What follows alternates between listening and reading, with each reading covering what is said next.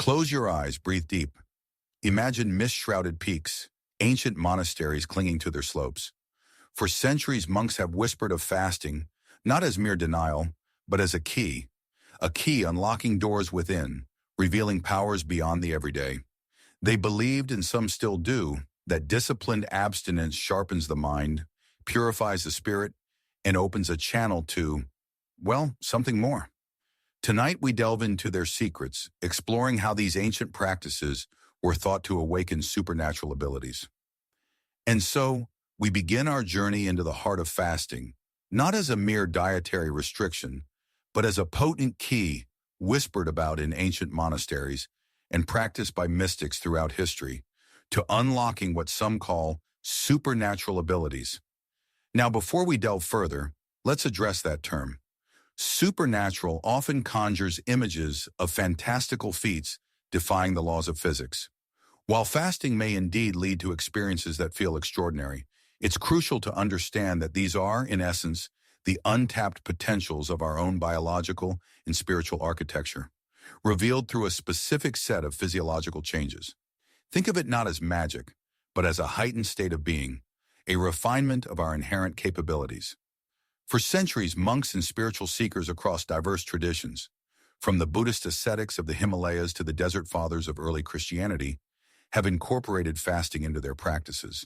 They weren't simply abstaining from food for the sake of deprivation. Instead, they understood fasting as a powerful tool for purification, not just of the body, but also of the mind and spirit. They knew that the constant demands of digestion consumed a significant amount of energy that could be redirected towards other, more subtle processes. When we eat, our bodies prioritize the breaking down and absorption of nutrients.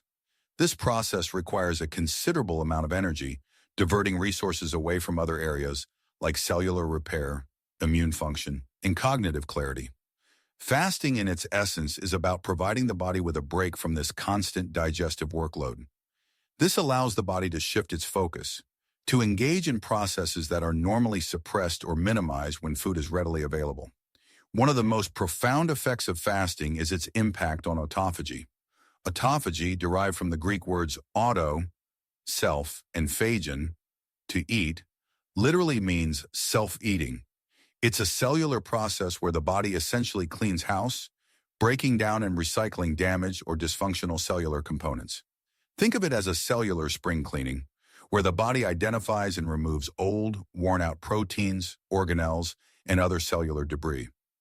This process is crucial for maintaining cellular health and preventing the accumulation of toxins that can contribute to aging and disease. During periods of fasting, autophagy is significantly upregulated. When the body is deprived of external sources of energy, it turns inward, seeking alternative fuel sources and identifying areas where it can conserve resources. This triggers the activation of autophagy, which sweeps through the cells, identifying and dismantling damaged components. These components are then broken down into their constituent parts, which can be reused to build new, healthy cells. This cellular recycling process has profound implications for our overall health and well-being.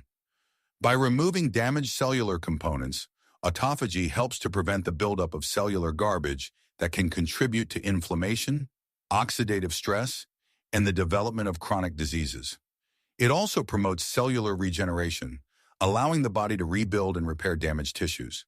Beyond the cellular level, fasting also has a significant impact on the brain. When we fast, the brain shifts its primary fuel source from glucose to ketones. Ketones are produced when the body breaks down fat for energy. This metabolic shift has a number of beneficial effects on brain function. Firstly, ketones are a more efficient fuel source for the brain than glucose. They produce more energy per molecule and generate fewer free radicals, which can damage brain cells. This increased energy efficiency can lead to improved cognitive function, enhanced mental clarity, and increased focus. Secondly, ketones have neuroprotective properties. They help to protect brain cells from damage caused by oxidative stress and inflammation. They also promote the growth of new brain cells and the formation of new neural connections. This can lead to improved memory, learning, and overall brain health. Furthermore, fasting has been shown to increase the production of brain-derived neurotrophic factor, BDNF. BDNF is a protein that plays a crucial role in brain health and function. It promotes the growth and survival of brain cells, strengthens neural connections, and protects against neurodegenerative diseases. Increased levels of BDNF have been linked to improved mood, enhanced cognitive function, and increased resilience to stress. The monks of old intuitively understood these benefits, though perhaps not with the scientific precision we have today. They observed that fasting led to a sharpening of the mind, a greater capacity for concentration, and a deeper sense of inner peace. They recognized that it cleared the mental clutter, allowing them to access deeper states of meditation and contemplation. But the benefits of fasting extend beyond the purely physical and mental realms. Many spiritual traditions believe that fasting can also enhance our spiritual awareness and connection to something larger than ourselves. When we abstain from food, we are essentially stripping away one of the primary distractions of modern life. We are creating space for introspection, for self-reflection, and for a deeper connection to our inner selves. This process can lead to a heightened sense of awareness, a greater sensitivity to subtle energies, and a deeper appreciation for the interconnectedness of all things. It can also help us to break free from limiting beliefs and patterns of thought that may be holding us back from realizing our full potential. The ancient monks often spoke of fasting as a way to purify the senses and to open the third eye. While these may sound like esoteric concepts, they point to the potential of fasting to enhance our perception and to access deeper levels of intuition. When we are not constantly bombarded with sensory input from food and other external stimuli, our senses become more refined, more attuned to the subtle nuances of our environment. This heightened sensory awareness can lead to a greater appreciation for the beauty of the world around us and a deeper connection to nature. It can also enhance our ability to perceive subtle energies and to receive intuitive guidance. The third eye, often associated with the pineal gland, is believed to be a center of intuition and spiritual insight. Fasting may help to activate this center, allowing us to access deeper levels of wisdom and understanding. It is important to note that fasting is not a one-size-fits-all approach. The optimal duration and frequency of fasting will vary depending on individual factors, such as age, health status, and lifestyle. It is always advisable to consult with a healthcare professional before embarking on any significant fasting regimen, especially if you have any underlying health conditions. However, when practiced safely and responsibly, fasting can be a powerful tool for unlocking our hidden potentials and for experiencing a deeper sense of well-being. It is a practice that has been revered for centuries by monks, mystics, and spiritual seekers around the world, and it continues to hold relevance and value in our modern lives. It's about recalibrating our relationship with food, with our bodies, and with our very selves, allowing us to tap into reservoirs of strength, resilience, and awareness that we may not even know we possess. So let us continue to explore these ancient secrets, peeling back the layers of understanding to reveal the profound power that lies within the simple act of abstaining from food. So there they were, nestled in their mountain sanctuaries. These ancient monks, not merely abstaining from food as a form of punishment or deprivation, but as a key, a meticulously crafted instrument to unlock the latent potential within the human frame. They viewed the body not as a simple vessel to be fueled constantly, but as an intricate ecosystem capable of profound self-repair, regeneration, and heightened awareness when given the space to do so. The initial stages of their fasts, often lasting days, even weeks, were undoubtedly challenging. The body, accustomed to a regular influx of sustenance, would protest. Hunger pangs, weakness, and mental fog were common hurdles. But the monks, guided by centuries of accumulated wisdom and rigorous self-discipline, understood these discomforts as temporary storms preceding a period of profound clarity. They knew that the body, when deprived of external food sources, would begin to turn inward, initiating a process of cellular house cleaning known as autophagy. Imagine a bustling city, constantly generating waste. If the sanitation workers go on strike, the city quickly becomes overwhelmed with garbage, hindering its efficient operation. Similarly, within our cells, there's a constant buildup of damaged proteins, dysfunctional organelles, and other cellular debris. Autophagy, triggered by fasting, acts as the cellular sanitation department, diligently clearing out this accumulated junk. The body breaks down these damaged components into their constituent amino acids and other building blocks, which can then be recycled to create new, healthy cells. This process is not merely about removing waste, it's about cellular rejuvenation, a deep cleansing that revitalizes the body from the inside out.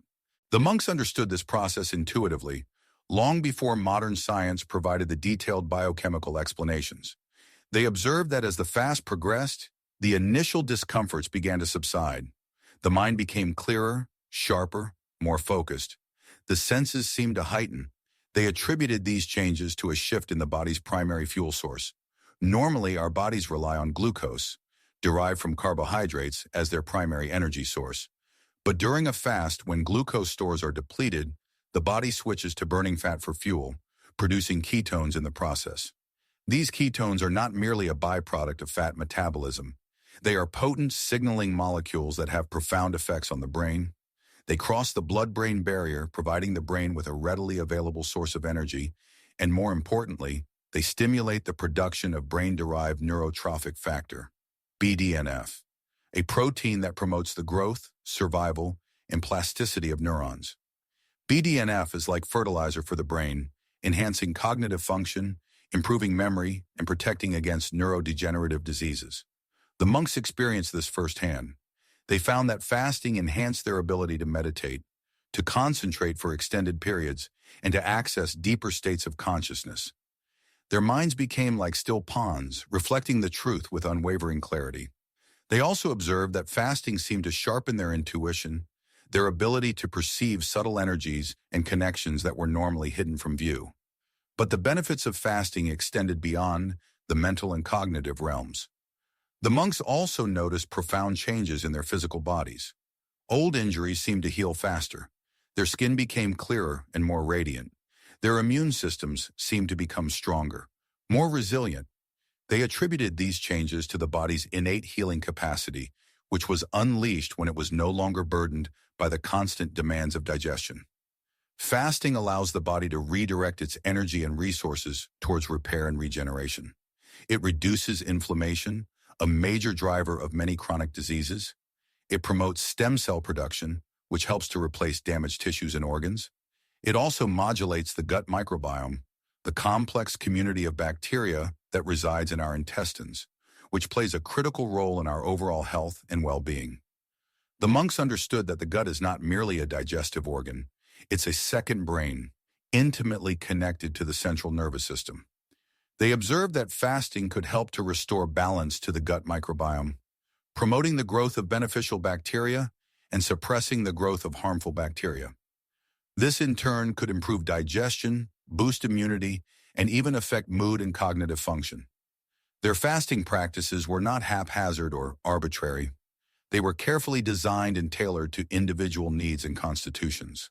They understood that different individuals respond differently to fasting, and that it's important to listen to the body and adjust the duration and intensity of the fast accordingly. They also incorporated other practices, such as meditation, yoga, and herbal remedies to further enhance the benefits of fasting. The monks were not merely seeking physical or mental benefits, they were seeking spiritual enlightenment. They believed that fasting could help to purify the body and mind, creating a clear channel for divine inspiration. They saw food as a potential distraction, a barrier between themselves and the ultimate reality. By abstaining from food, they were able to quiet the incessant chatter of the mind and connect with their inner selves, with the source of all creation. Their fasting practices were not about deprivation or self-denial. They were about liberation, about freeing themselves from the limitations of the physical world and accessing the boundless potential of the human spirit. They saw fasting as a powerful tool for self-transformation, a way to unlock their supernatural abilities and live a life of purpose, meaning, and fulfillment. Their secrets, passed down through generations, remain relevant today, offering a timeless wisdom for those seeking to enhance their health, vitality, and spiritual growth.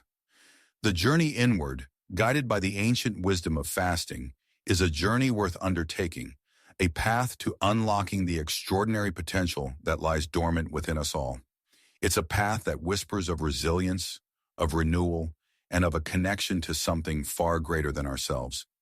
And so, as we delve deeper into the ancient monk secrets surrounding fasting and its connection to supernatural abilities, we find ourselves standing at the threshold of understanding the why behind the how.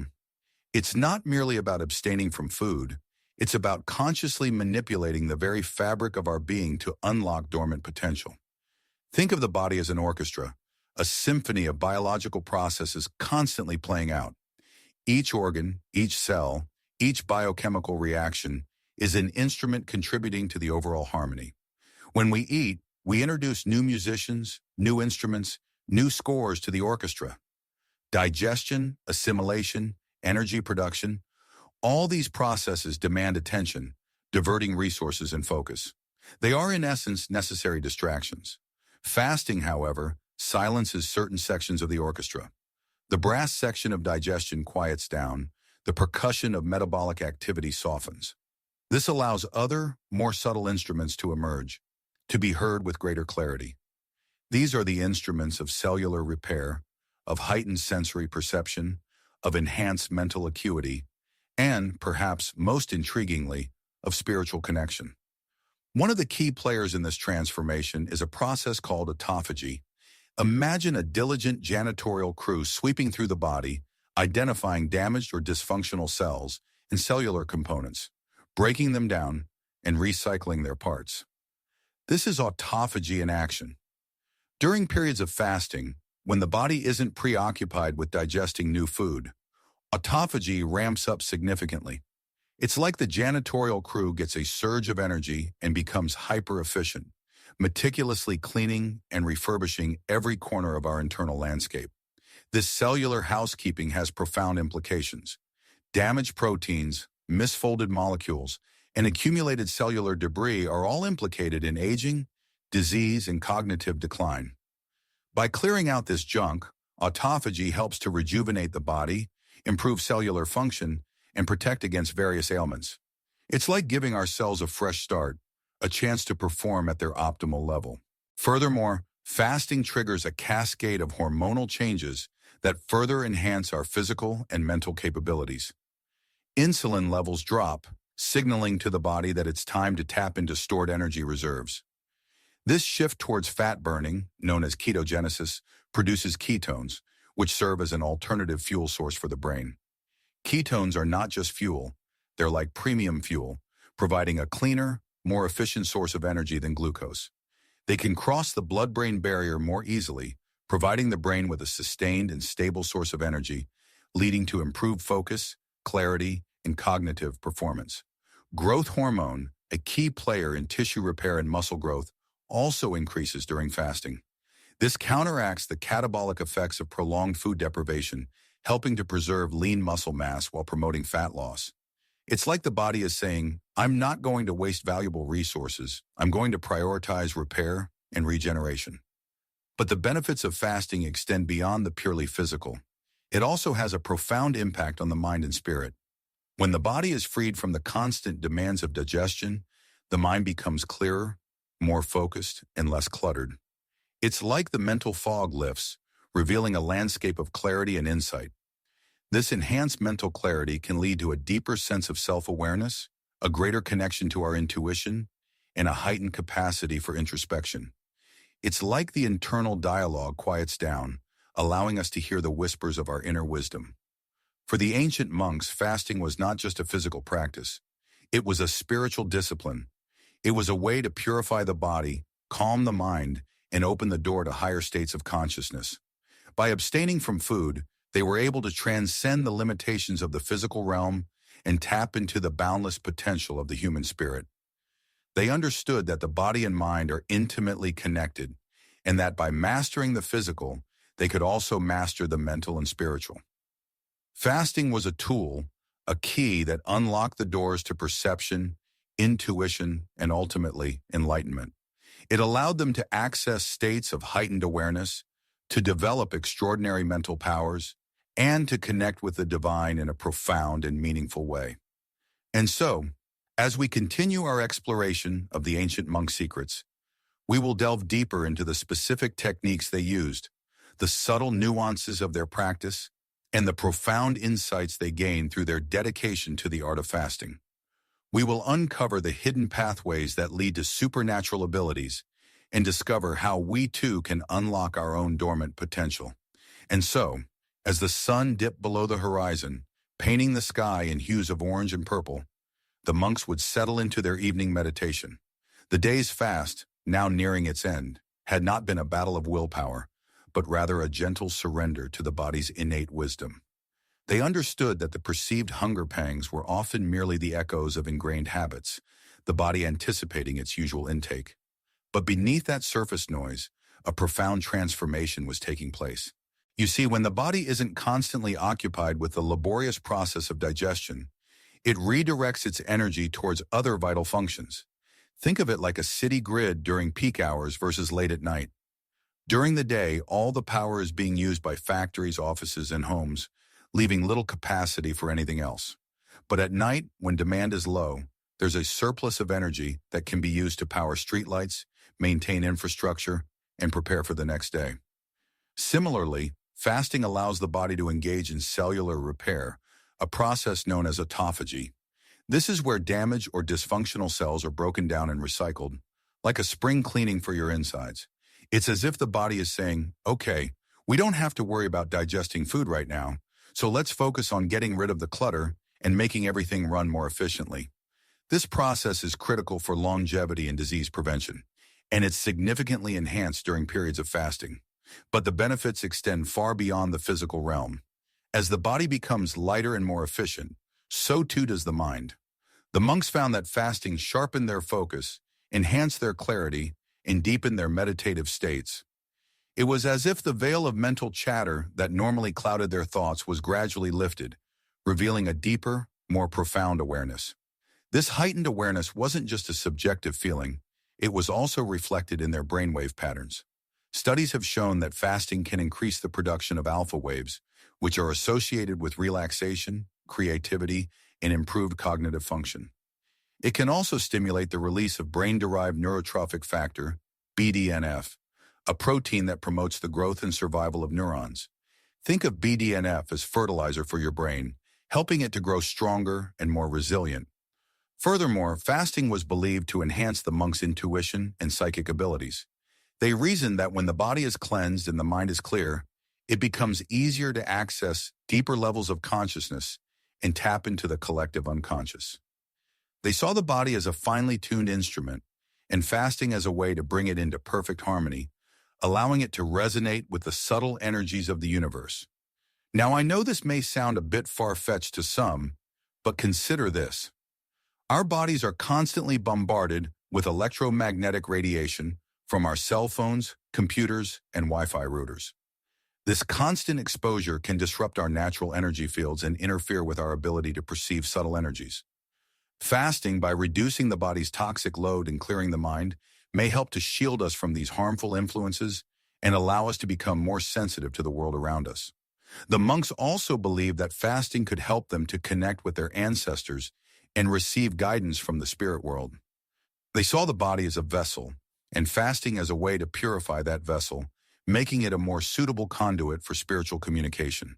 They would often engage in extended fasts before undertaking important spiritual practices or seeking guidance on important matters.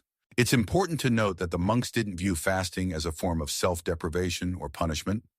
Rather, they saw it as a sacred practice, a way to honor their bodies and minds and to deepen their connection with the divine. They approached it with reverence and gratitude, always mindful of the profound benefits it offered. And so, as the evening wore on, the monks would continue their meditation, their minds quiet and focused, their bodies light and energized. They were not just abstaining from food, they were cultivating a state of inner peace and clarity, a state that allowed them to tap into their full potential and unlock their supernatural abilities. They were living proof that fasting, when practiced with wisdom and intention, could be a powerful tool for transformation, a key to unlocking the hidden powers within. It was a journey of self-discovery, a path to enlightenment, and a testament to the incredible resilience and adaptability of the human body and spirit. And as the stars twinkled in the night sky, they knew that the fast was not just about abstaining from food, but about nourishing the soul. And so the journey deeper into the ancient monks' secrets of fasting continues. We've touched upon the physiological dance, the cellular renewal, and the mental clarity that blossoms during periods of intentional abstinence from food. But now we venture into realms that might, at first glance, seem to stray from the scientific. Yet as we unravel them, reveal a profound interconnectedness with the very fabric of our being. The monks in their isolated cloisters and mountain retreats weren't simply seeking physical health or mental sharpness. They were on a quest for something far more profound, a direct experience of the divine, emerging with the universal consciousness, what some might call supernatural abilities. And they discovered, through centuries of dedicated practice and meticulous observation, that fasting was a key, a powerful catalyst in this transformative process.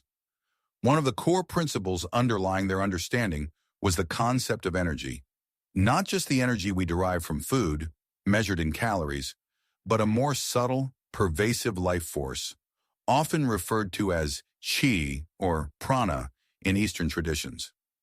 They believed that this energy flowed through specific pathways within the body, much like the meridians described in traditional Chinese medicine. These pathways, when clear and unobstructed, allowed for the free flow of this vital energy, nourishing not only the physical body, but also the mind and spirit. The monks observed that when the body was constantly engaged in the process of digestion, a significant portion of this vital energy was diverted towards that task. The digestive system, a complex and demanding machine, required a substantial amount of energy to break down food, absorb nutrients, and eliminate waste. This constant demand, they believed, could leave the mind and spirit starved, hindering their ability to access higher states of consciousness. Fasting, on the other hand, freed up this energy. With the digestive system at rest, the life force could be redirected, flowing more freely through the meridians and nourishing the brain, the nervous system, and the subtle energy bodies. This redirection, they found, could lead to a heightened sense of awareness, an increased sensitivity to subtle energies, and a greater capacity for intuition and insight. Imagine a river, its flow constricted by a dam. The water, instead of flowing freely and nourishing the surrounding land, is held back, its potential untapped. Fasting, in this analogy, is like temporarily removing the dam, allowing the river to flow freely, revitalizing the entire ecosystem. But it wasn't just about freeing up energy, it was also about purifying the body and mind. The monks understood that toxins, both physical and emotional, could accumulate within the body, clouding the mind and obstructing the flow of energy. Fasting, they discovered, was a powerful method for detoxifying the system, both physically and mentally. On a physical level, fasting allows the body to enter a state of autophagy, as we discussed earlier, where it begins to cleanse itself of damaged cells and accumulated toxins. But on a mental and emotional level, fasting can also trigger a process of purification. As the body becomes lighter and clearer, the mind tends to follow suit. Old patterns of thinking, ingrained habits, and suppressed emotions can begin to surface, allowing them to be acknowledged, processed, and released. This process of mental and emotional detoxification can be challenging, even uncomfortable at times. As old patterns and unresolved issues arise, it can feel like stirring up a stagnant pond. But the monks understood that this was a necessary part of the process, a clearing of the ground before new growth could occur. They developed specific techniques such as meditation, mindfulness, and breathwork to help them navigate these challenges and to support the process of purification. Furthermore, the monks observed that fasting could lead to a heightened state of neuroplasticity, the brain's ability to reorganize itself by forming new neural connections throughout life. When the body is deprived of food, it enters a state of mild stress, which can trigger the release of certain hormones and neurotransmitters that promote neuroplasticity. This increased plasticity allows the brain to adapt more readily to new experiences and to learn new skills more easily. Think of it like this: a well-worn path in the forest. Over time, the path becomes deeply entrenched, making it difficult to deviate from it. Fasting in this context is like allowing the forest to reclaim the path, allowing new pathways to emerge. This increased neuroplasticity can lead to a greater capacity for creativity, innovation, and problem solving. But perhaps the most profound effect of fasting, according to the ancient monks, was its ability to quiet the incessant chatter of the mind. The constant stream of thoughts, worries, and distractions that occupies our waking hours can create a barrier between us and our true selves, preventing us from accessing deeper states of awareness. Fasting, by reducing the physical demands on the body and by purifying the mind, can help to quiet this internal noise, creating space for stillness and silence. In this state of stillness, the monks believed, we can begin to access our intuition, our inner wisdom, and our connection to the divine. It is in this silence that we can hear the subtle whispers of our soul, the guidance that is always available to us but often drowned out by the noise of the world. This is not to say that fasting automatically grants supernatural abilities or instant enlightenment. The monks emphasized that fasting was merely a tool, a means to an end. It required discipline, dedication, and a sincere desire for self-transformation. It was not a magic bullet, but rather a catalyst that, when used with intention and awareness, could accelerate the journey towards self-discovery and spiritual awakening. The ancient monks weren't seeking to manipulate reality or to gain extraordinary powers for personal gain. Their intention was far more noble, to transcend the limitations of the ego, to realize their true nature, and to serve humanity with compassion and wisdom. And they found that fasting, when practiced with this intention, could be a powerful ally on that path. The journey, as they knew, was not about acquiring powers, but about dissolving the illusion of separation and realizing the interconnectedness of all things. The supernatural abilities, then, were not about bending spoons or reading minds, but about living a life of profound purpose, unwavering compassion, and boundless love. Section 6 of 24. And so, the rigorous training continued. The young aspirants, now a band of brothers bound by shared hardship and a burgeoning sense of purpose, learned to navigate the treacherous mountain paths with bare feet, their souls toughening with each passing day. They learned to find sustenance in the sparse vegetation, identifying edible roots and berries, understanding the subtle language of the forest. But the true crucible of their training remained the fast. The duration of the fast gradually increased, pushing the boundaries of their physical and mental endurance. 3 days became 5, 5 became 7. The monks stressed that the objective was never about starvation, but about purification. The body, they explained, was like a vessel, constantly accumulating impurities, not just physical toxins, but also mental and emotional baggage. Fasting was the furnace that burned away these impurities, leaving behind a cleaner, clearer, and more receptive vessel for spiritual energy. During these extended fasts, the physical discomfort was undeniable.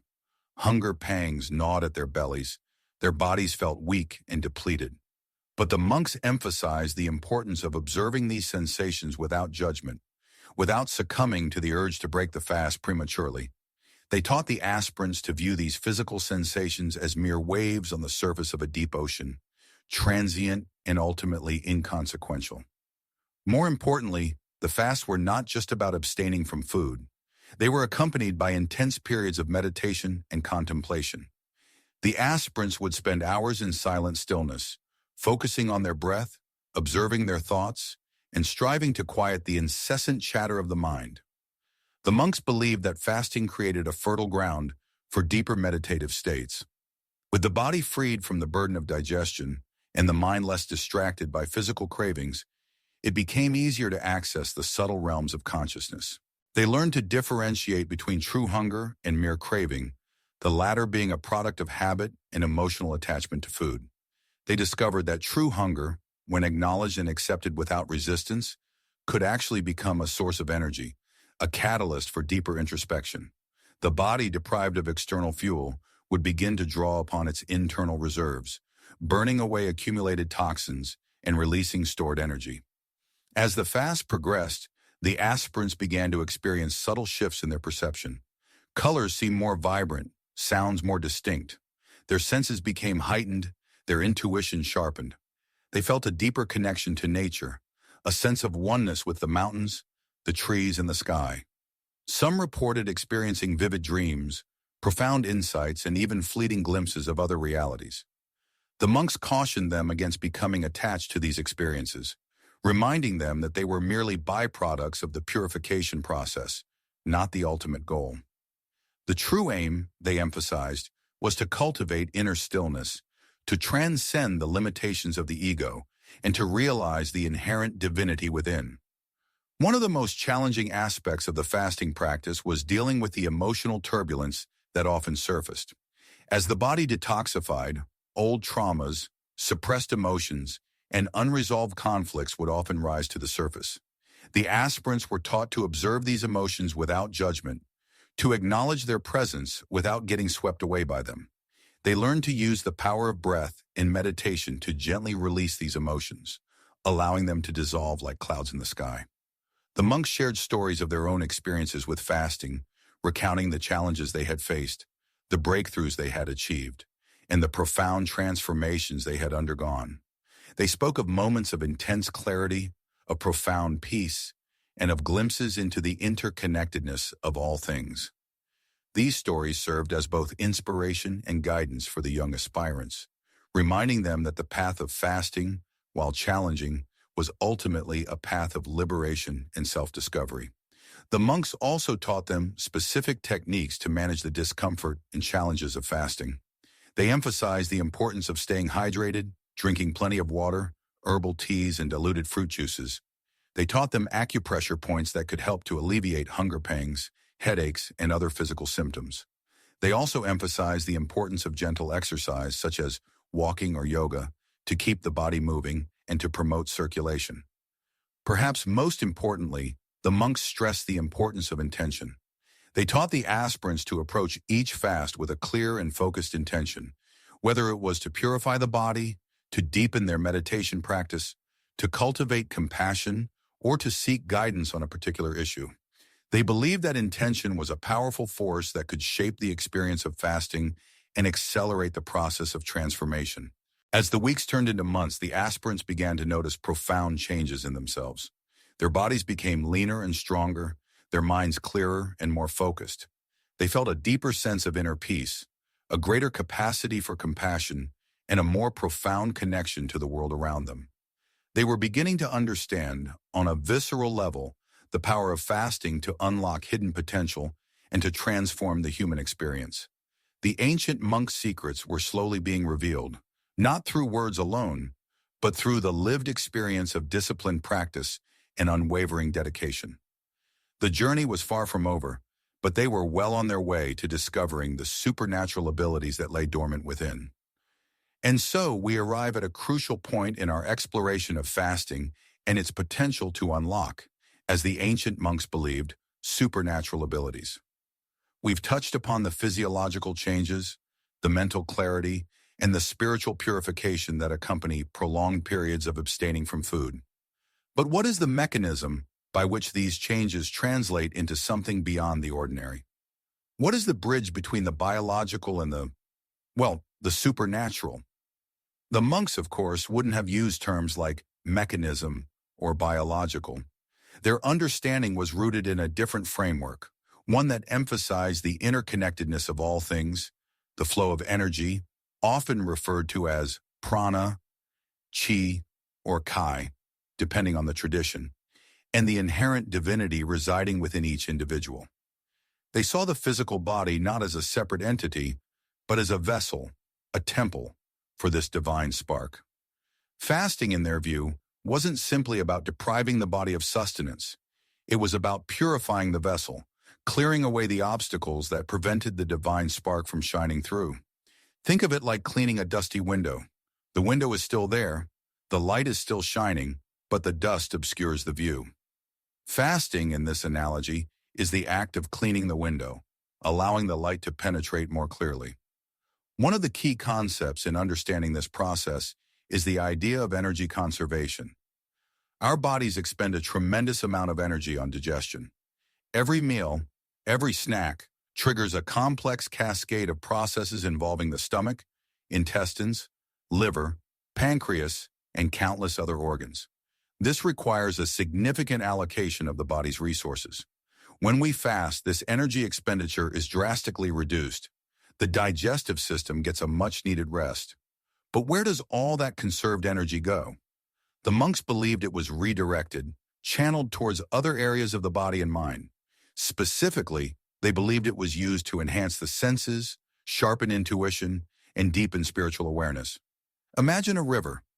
Normally, the water flows along its established course, powering mills and irrigating fields. But if you dam the river, the water level rises, creating new possibilities. It could flood previously inaccessible areas, revealing hidden resources or creating new ecosystems. Similarly, fasting, in their view, dams the flow of energy normally dedicated to digestion, allowing it to accumulate and potentially unlock dormant capacities within us.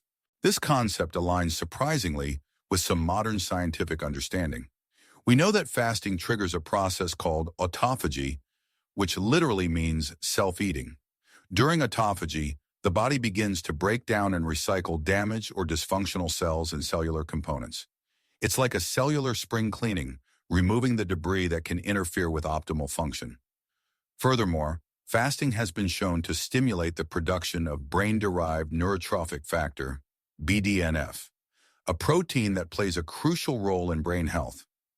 BDNF promotes the growth and survival of neurons, strengthens synaptic connections, and enhances cognitive function. It's essentially fertilizer for the brain, helping it to grow and thrive. So while the monks wouldn't have used the term BDNF, they understood the underlying principle, that fasting could enhance mental clarity and cognitive abilities.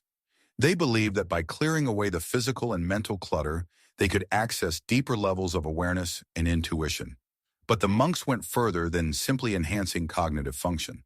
They believed that fasting could also unlock access to what we might call extrasensory perception, ESP, or psychic abilities. They believed that by purifying the body and mind, they could become more attuned to subtle energies and vibrations in the universe, allowing them to perceive things beyond the normal range of human senses. This is where the idea of the third eye comes into play. In many Eastern traditions, the third eye is considered to be a spiritual center located in the middle of the forehead, between the eyebrows. It's often associated with intuition, insight, and psychic abilities. The monks believed that fasting could help to activate the third eye, allowing them to see beyond the veil of ordinary perception. They practiced specific meditation techniques in conjunction with fasting, focusing their attention on the third eye and visualizing it opening. They believed that this combination of physical purification and mental focus could unlock dormant psychic abilities, such as clairvoyance, the ability to see things that are hidden or distant; clairaudience, the ability to hear voices or sounds that are not audible to the normal ear; and telepathy, the ability to communicate directly with another person's mind. Now, it's important to approach these claims with a healthy dose of skepticism. There is no scientific evidence to definitively prove the existence of ESP or psychic abilities. However, it's also important to remember that science is constantly evolving, and what is considered impossible today may be proven possible tomorrow. Furthermore, the monks' experiences may be difficult to quantify using conventional scientific methods. Their experiences were often subjective and deeply personal, and they were interpreted within the context of their own spiritual beliefs and practices. What we can say with certainty is that fasting has a profound effect on the body and mind. It can enhance mental clarity, improve cognitive function, and deepen spiritual awareness. Whether or not it can unlock supernatural abilities is a matter of personal belief and experience.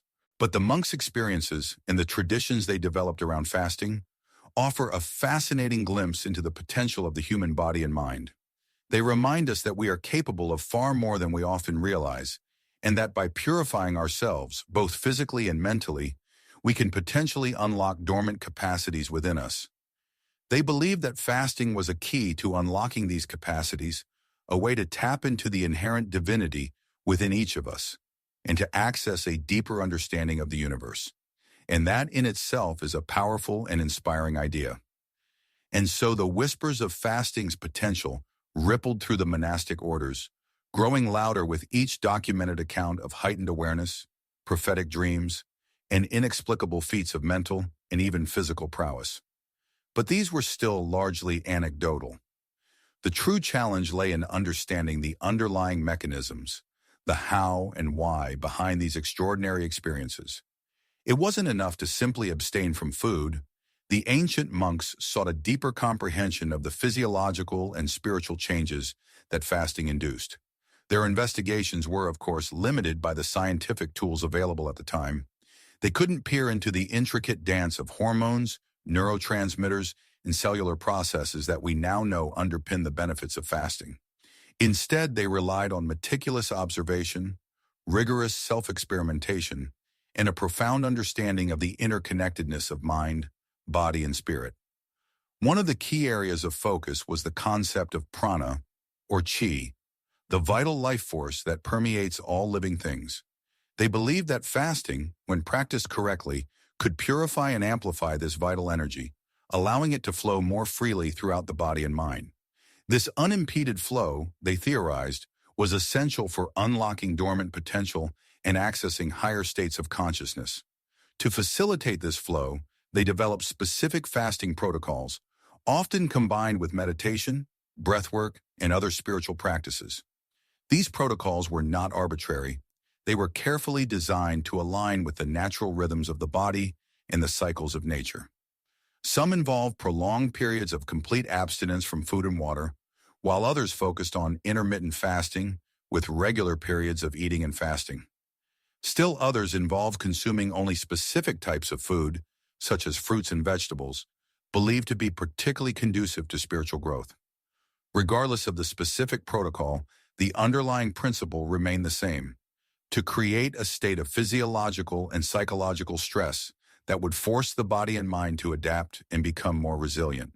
This stress, however, was not viewed as inherently negative. Rather, it was seen as a catalyst for growth, a necessary challenge that would ultimately lead to greater strength, clarity, and spiritual insight. The monks also understood the importance of intention. Fasting was not simply about depriving the body of food. It was about cultivating a state of focused awareness and directing one's energy towards a specific goal.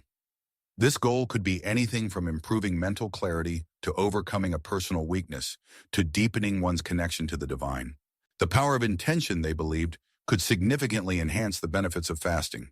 By consciously directing their thoughts and emotions, they could harness the transformative potential of this ancient practice and unlock previously untapped reserves of strength and resilience. They visualized the desired outcome during their fasts, imbuing their efforts with a potent energy that amplified the physiological effects. Moreover, the ancient monks emphasized the importance of mindful eating during the refeeding period. They understood that the body was particularly sensitive during this time, and that improper eating could negate the benefits of the fast and even cause harm. They advocated for consuming simple, wholesome foods in moderation, paying close attention to the body's signals of hunger and satiety. This mindful approach to eating not only helped to restore the body's energy reserves, but also cultivated a deeper sense of gratitude and appreciation for the nourishment that sustained them. Beyond the physical and mental benefits, the monks also recognized the profound spiritual implications of fasting.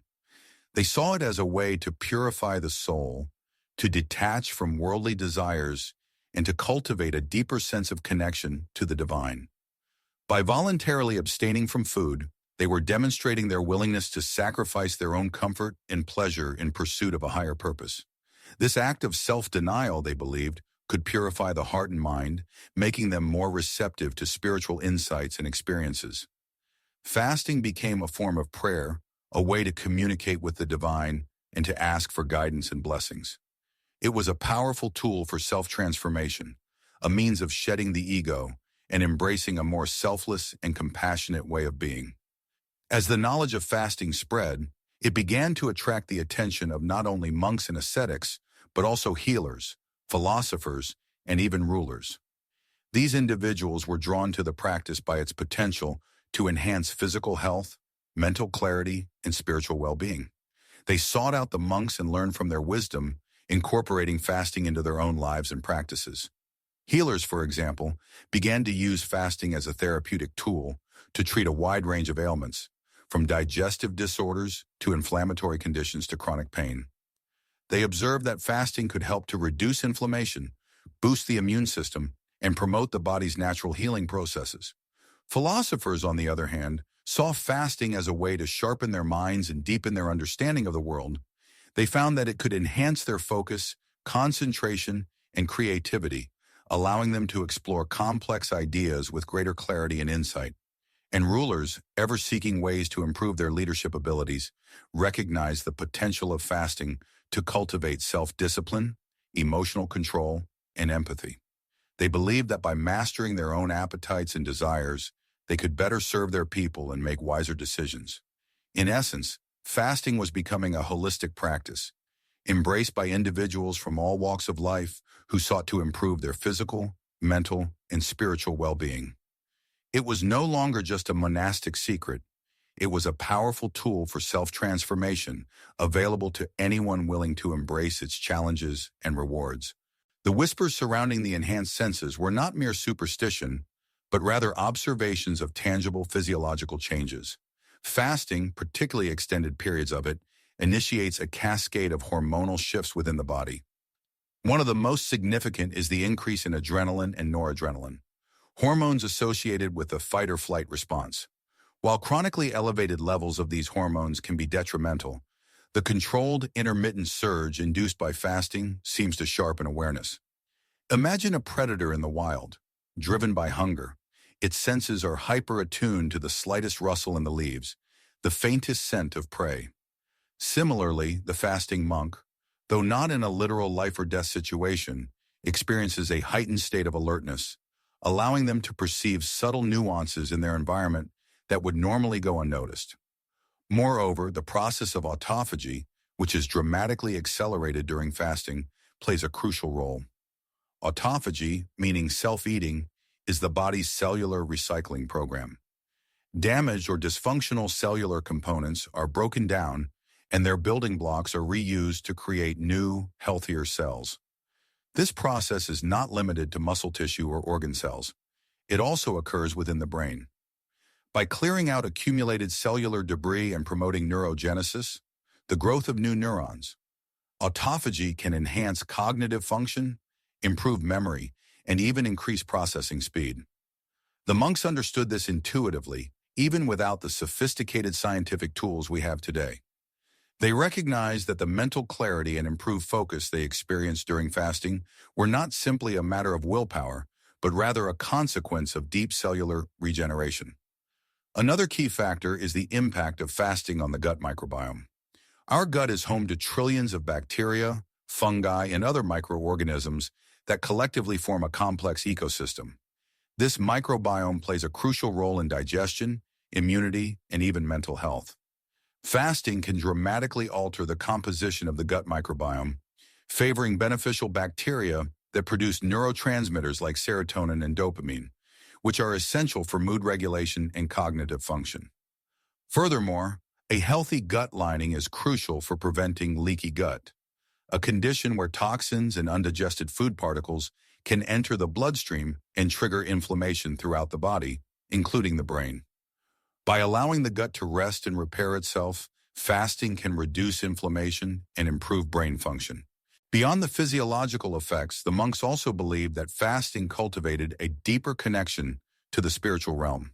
They saw the physical body as a vessel for the spirit, and by purifying the vessel through fasting, they could create a clearer channel for divine inspiration. The discomfort and hunger pangs experienced during fasting were seen as opportunities to transcend the limitations of the physical self and connect with a higher power.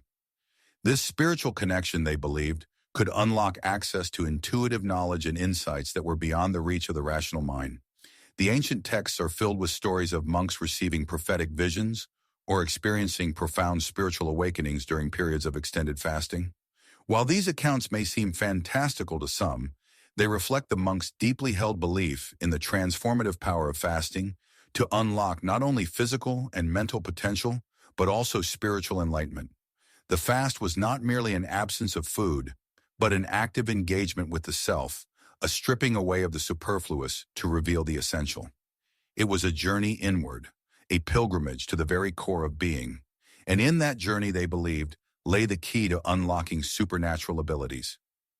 And so, as the sun dipped low, casting long shadows across the monastery courtyard, the elder monk, Master Jian, would often gather the younger novices.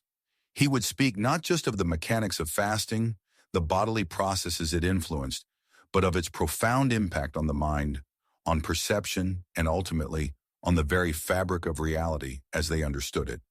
He spoke of how fasting, when practiced with intention and discipline, could unlock doors within the human psyche that remained firmly shut to those caught in the relentless cycle of consumption. He would explain, drawing parallels to the natural world, how the earth itself experienced cycles of abundance and scarcity. Winter, a period of fasting for the land, was not a time of death, but of deep, transformative rest.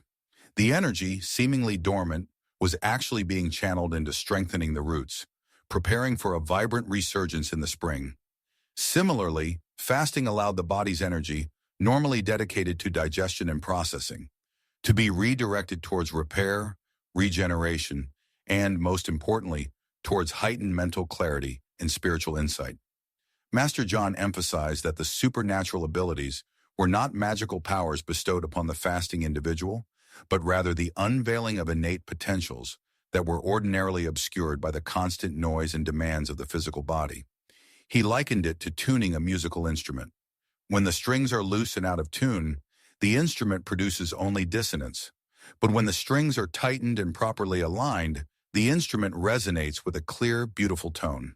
Fasting, he said, was the process of tightening and aligning the strings of the mind and body, allowing them to resonate with the subtle frequencies of the universe.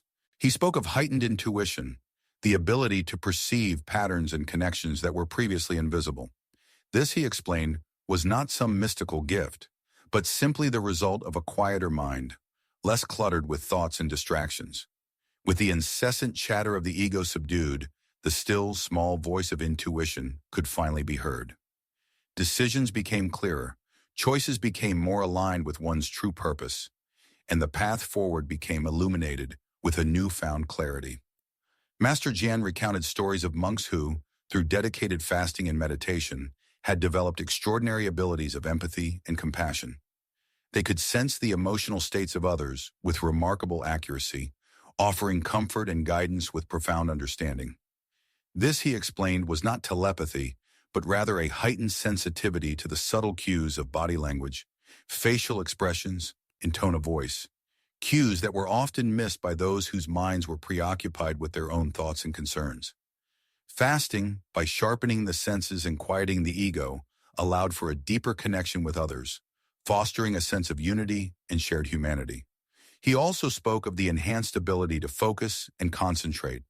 In a world saturated with distractions, the ability to maintain unwavering attention on a single task was a rare and valuable skill. Fasting, he explained, was a powerful tool for cultivating this ability. By reducing the demands on the digestive system, the mind was freed from the constant pull of cravings and distractions. The energy that would normally be spent processing food could be channeled into sharpening focus and enhancing mental acuity. Monks who practiced fasting regularly were able to meditate for extended periods of time without their minds wandering, achieving deeper states of absorption and insight. Furthermore, Master Jian elucidated the concept of lucid dreaming and its potential enhancement through fasting. He described lucid dreams as a state where one becomes aware that they are dreaming while still within the dream. This awareness allows for conscious control over the dream environment, opening up a realm of limitless possibilities for exploration, healing, and self-discovery. Fasting, he explained, could increase the frequency and vividness of lucid dreams by altering brainwave patterns and enhancing the connection between the conscious and subconscious mind. The altered state of consciousness induced by fasting created a fertile ground for the emergence of lucid awareness within the dream state. He also touched upon the concept of enhanced memory and cognitive function. He explained that fasting triggers a process called autophagy, where the body cleanses itself of damaged cells and cellular debris. This process extends to the brain, where it helps to remove toxins and improve the health of neurons. As a result, fasting can lead to improved memory, enhanced cognitive function, and a reduced risk of age-related cognitive decline. The brain, freed from the burden of toxins and cellular debris, is able to function at its optimal level, leading to sharper thinking and improved recall. Master Jian was careful to emphasize that these supernatural abilities were not to be pursued for selfish gain or personal aggrandizement. They were, he said, tools to be used for the benefit of others, for the alleviation of suffering, and for the advancement of spiritual understanding. The true power of fasting, he insisted, lay not in the acquisition of extraordinary abilities, but in the cultivation of compassion, wisdom, and inner peace. He cautioned against approaching fasting with a mindset of seeking personal power, warning that such an approach would only lead to disappointment and disillusionment. The true reward of fasting, he said, was the deepening of one's connection to the divine, the realization of one's true nature, and the ability to live a life of purpose and meaning. He would conclude these evening gatherings with a gentle reminder. Fasting was not a magic bullet, a quick fix for all of life's problems. It was a practice that required dedication, discipline, and a genuine desire for self-improvement. It was a journey of self-discovery, a process of stripping away the layers of illusion and uncovering the inherent wisdom and potential that resided within each and every one of them. And as the stars began to twinkle in the night sky, the young novices would disperse, their minds buzzing with new ideas and their hearts filled with a renewed sense of purpose, ready to embark on their own personal journeys of self-discovery through the ancient practice of fasting. And so, after weeks of preparation, mental fortitude honed, and body purified, the monks were ready to embark on the deeper fast. This was no mere dietary restriction. It was a profound journey into the self, a stripping away of the superfluous to reveal the core essence. The initial days were predictably challenging. The pangs of hunger, though anticipated, still tested their resolve. The body, accustomed to regular sustenance, protested vehemently. Headaches, fatigue, and irritability were common companions. But the monks were prepared. They understood these were simply the body's withdrawal symptoms, its desperate cries for the familiar comfort of food. Their training emphasized observing these sensations without judgment, acknowledging their presence without succumbing to their demands. They practiced mindfulness, focusing on their breath, allowing the hunger pangs to rise and fall like waves, without being swept away by them. They meditated deeply, turning their attention inward, exploring the landscape of their inner selves. It was during these early days of fasting that the first subtle shifts began to occur. As the body depleted its glycogen stores, it began to tap into its fat reserves for energy. This metabolic shift, known as ketosis, had a profound impact on their mental state. The brain, fueled by ketones, became clearer, sharper, and more focused. The mental fog that often clouded their minds began to dissipate, replaced by a sense of heightened awareness. They found it easier to concentrate, to meditate deeply, and to access states of profound insight. As the fast progressed, the monks noticed a remarkable decrease in their need for sleep.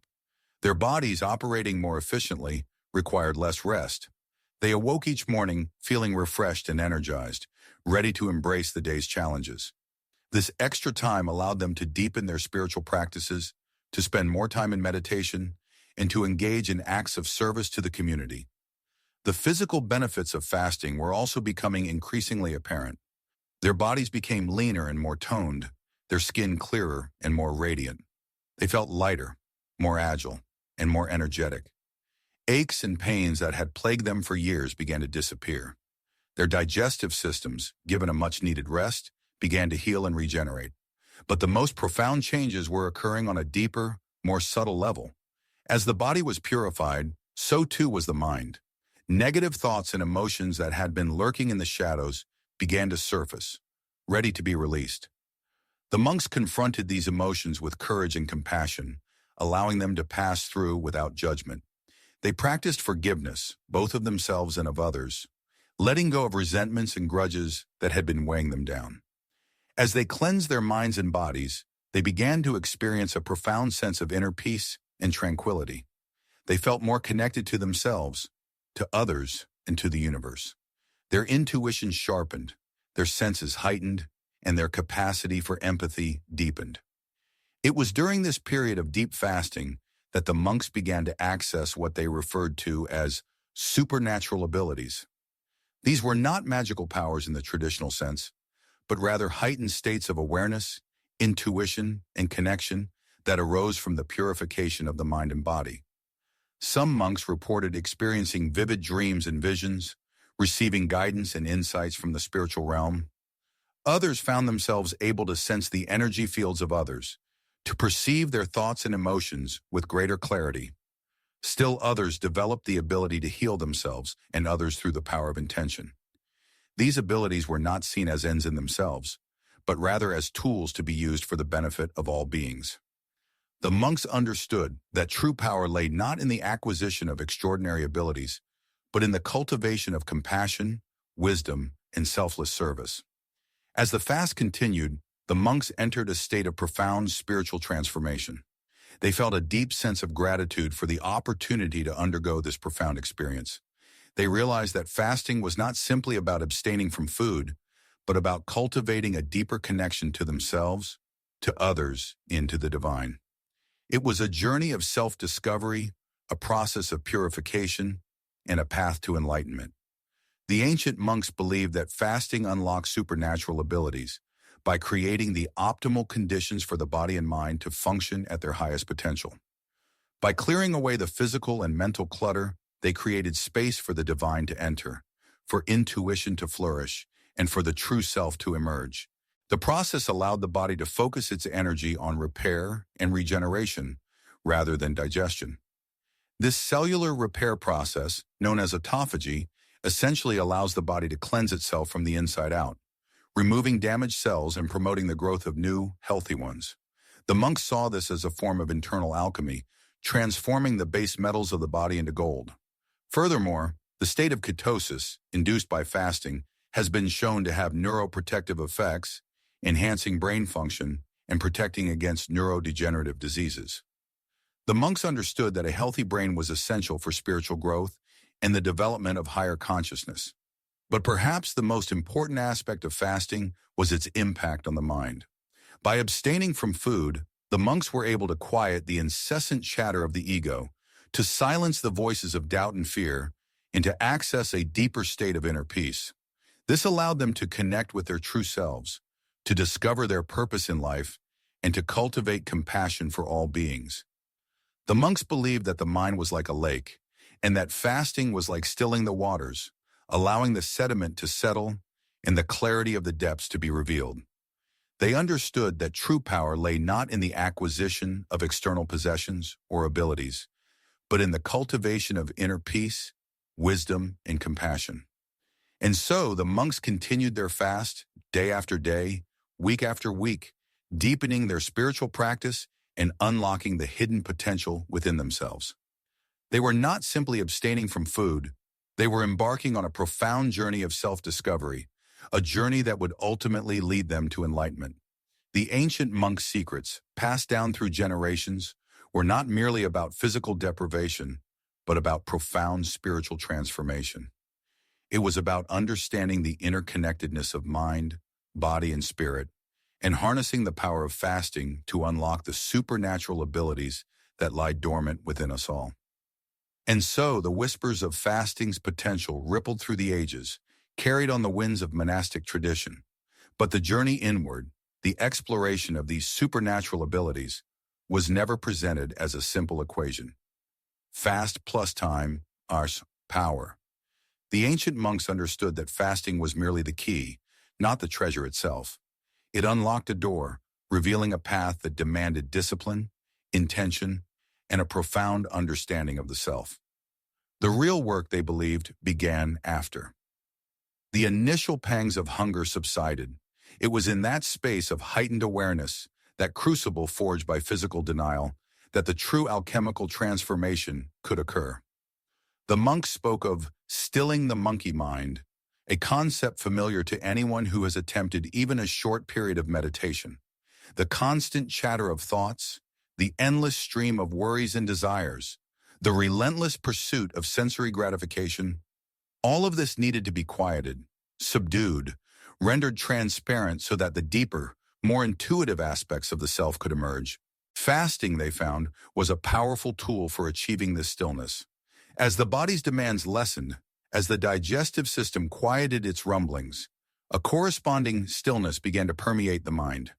The usual distractions lost their grip, and the monk found himself face to face with his own thoughts, his own fears, his own limitations. This confrontation, though often uncomfortable, was considered essential for spiritual growth. It was in facing these shadows that the monk could begin to understand them, to integrate them, and ultimately to transcend them. But the process was not simply about suppressing thoughts. It was about observing them without judgment, allowing them to pass like clouds in the sky. The monks practiced mindfulness, paying close attention to the sensations in their body, the emotions that arose, and the thoughts that flitted through their minds. They learned to recognize the patterns of their thinking, the habitual loops that kept them trapped in cycles of negativity or attachment. And with this awareness, they gained the power to choose a different path, to break free from those limiting patterns. Moreover, the ancient monks placed great emphasis on intention during their fasts. It wasn't enough simply to abstain from food. The fast had to be imbued with a specific purpose. Were they seeking clarity of mind? Were they striving for greater compassion? Were they attempting to overcome a particular weakness or addiction? The intention acted as a compass, guiding their efforts and focusing their energy. It provided a framework for their meditations and a lens through which to interpret their experiences. The intention also served as a safeguard against egoic inflation. The monks recognized that the experience of heightened awareness could be intoxicating, and that it was easy to fall into the trap of believing oneself to be superior or more enlightened than others. By grounding their fast in a selfless intention, they were able to maintain a sense of humility and perspective. They understood that the supernatural abilities they sought were not meant to be used for personal gain or to impress others, but rather to serve the greater good. The monks also understood the importance of community. While fasting was often practiced in solitude, it was rarely undertaken in isolation. The monastery provided a supportive environment, a network of fellow practitioners who could offer guidance, encouragement, and accountability. The monks shared their experiences, their struggles, and their insights, creating a collective wisdom that transcended the individual. They recognized that the journey of self-discovery was not a solitary one, but rather a shared human endeavor. Furthermore, the physical aspect of fasting was carefully considered. The monks understood that the body was not simply an obstacle to be overcome, but rather an integral part of the spiritual journey. They paid close attention to their nutritional needs, ensuring that they were adequately nourished before and after their fasts. They also practiced gentle forms of exercise, such as walking and stretching, to maintain their physical health and to promote the flow of energy throughout their bodies. The ancient monks were not simply starving themselves. They were engaging in a holistic practice that integrated mind, body, and spirit. They understood that the supernatural abilities they sought were not magical powers, but rather the natural abilities that arise when the mind is clear, the body is healthy, and the spirit is aligned with its true purpose. These abilities included heightened intuition, increased empathy, enhanced creativity, and a profound sense of connection to the universe.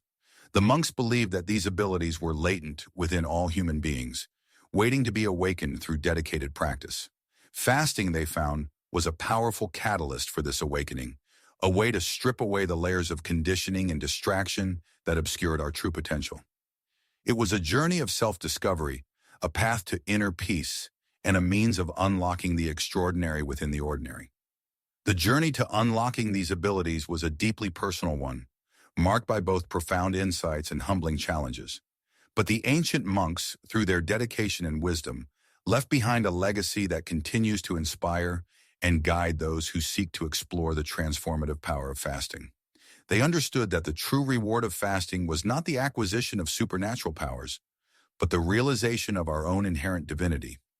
And so we arrive at a critical juncture in our exploration of fasting and its purported connection to supernatural abilities. The purification process. This is where the ancient monks truly believed the magic began to unfold. Fasting, they understood, was not merely about abstaining from food, it was about systematically cleansing the body and, more importantly, the mind. They saw the physical and mental realms as inextricably linked, each influencing the other profoundly. The initial days of a fast, they recognized, were often the most challenging. The body, accustomed to a regular influx of sustenance, would protest vehemently. hunger pangs, headaches, irritability. These were all seen as signs of the body's resistance to change, a sort of withdrawal from the familiar comfort of constant digestion. But the monks viewed these discomforts not as deterrents, but as opportunities. They understood that these were the toxins, both physical and emotional, being stirred up and released from their hiding places within the body's tissues and the mind's recesses. Imagine a stagnant pond, its surface covered in algae and debris. Disturbing the water will initially make it murkier, as the sediment at the bottom is churned up. But with time and the removal of the source of pollution, the water will eventually settle and become clearer than before. The fasting process, they believed, was akin to this purification of the pond. The physical cleansing was understood to occur through several mechanisms. Firstly, the absence of food allowed the digestive system to rest and repair itself. This was crucial as they believed that a compromised digestive system was a major source of toxins in the body. Undigested food particles, they thought, could leak into the bloodstream, triggering inflammation and weakening the immune system. By giving the digestive system a break, they allowed it to heal and become more efficient at eliminating waste. Secondly, fasting was believed to stimulate autophagy, a cellular process where the body essentially eats its own damaged or dysfunctional cells. Think of it as a cellular spring cleaning, where the body identifies and removes cellular debris, misfolded proteins, and other harmful components. This process was seen as vital for rejuvenation and preventing the accumulation of toxins at the cellular level.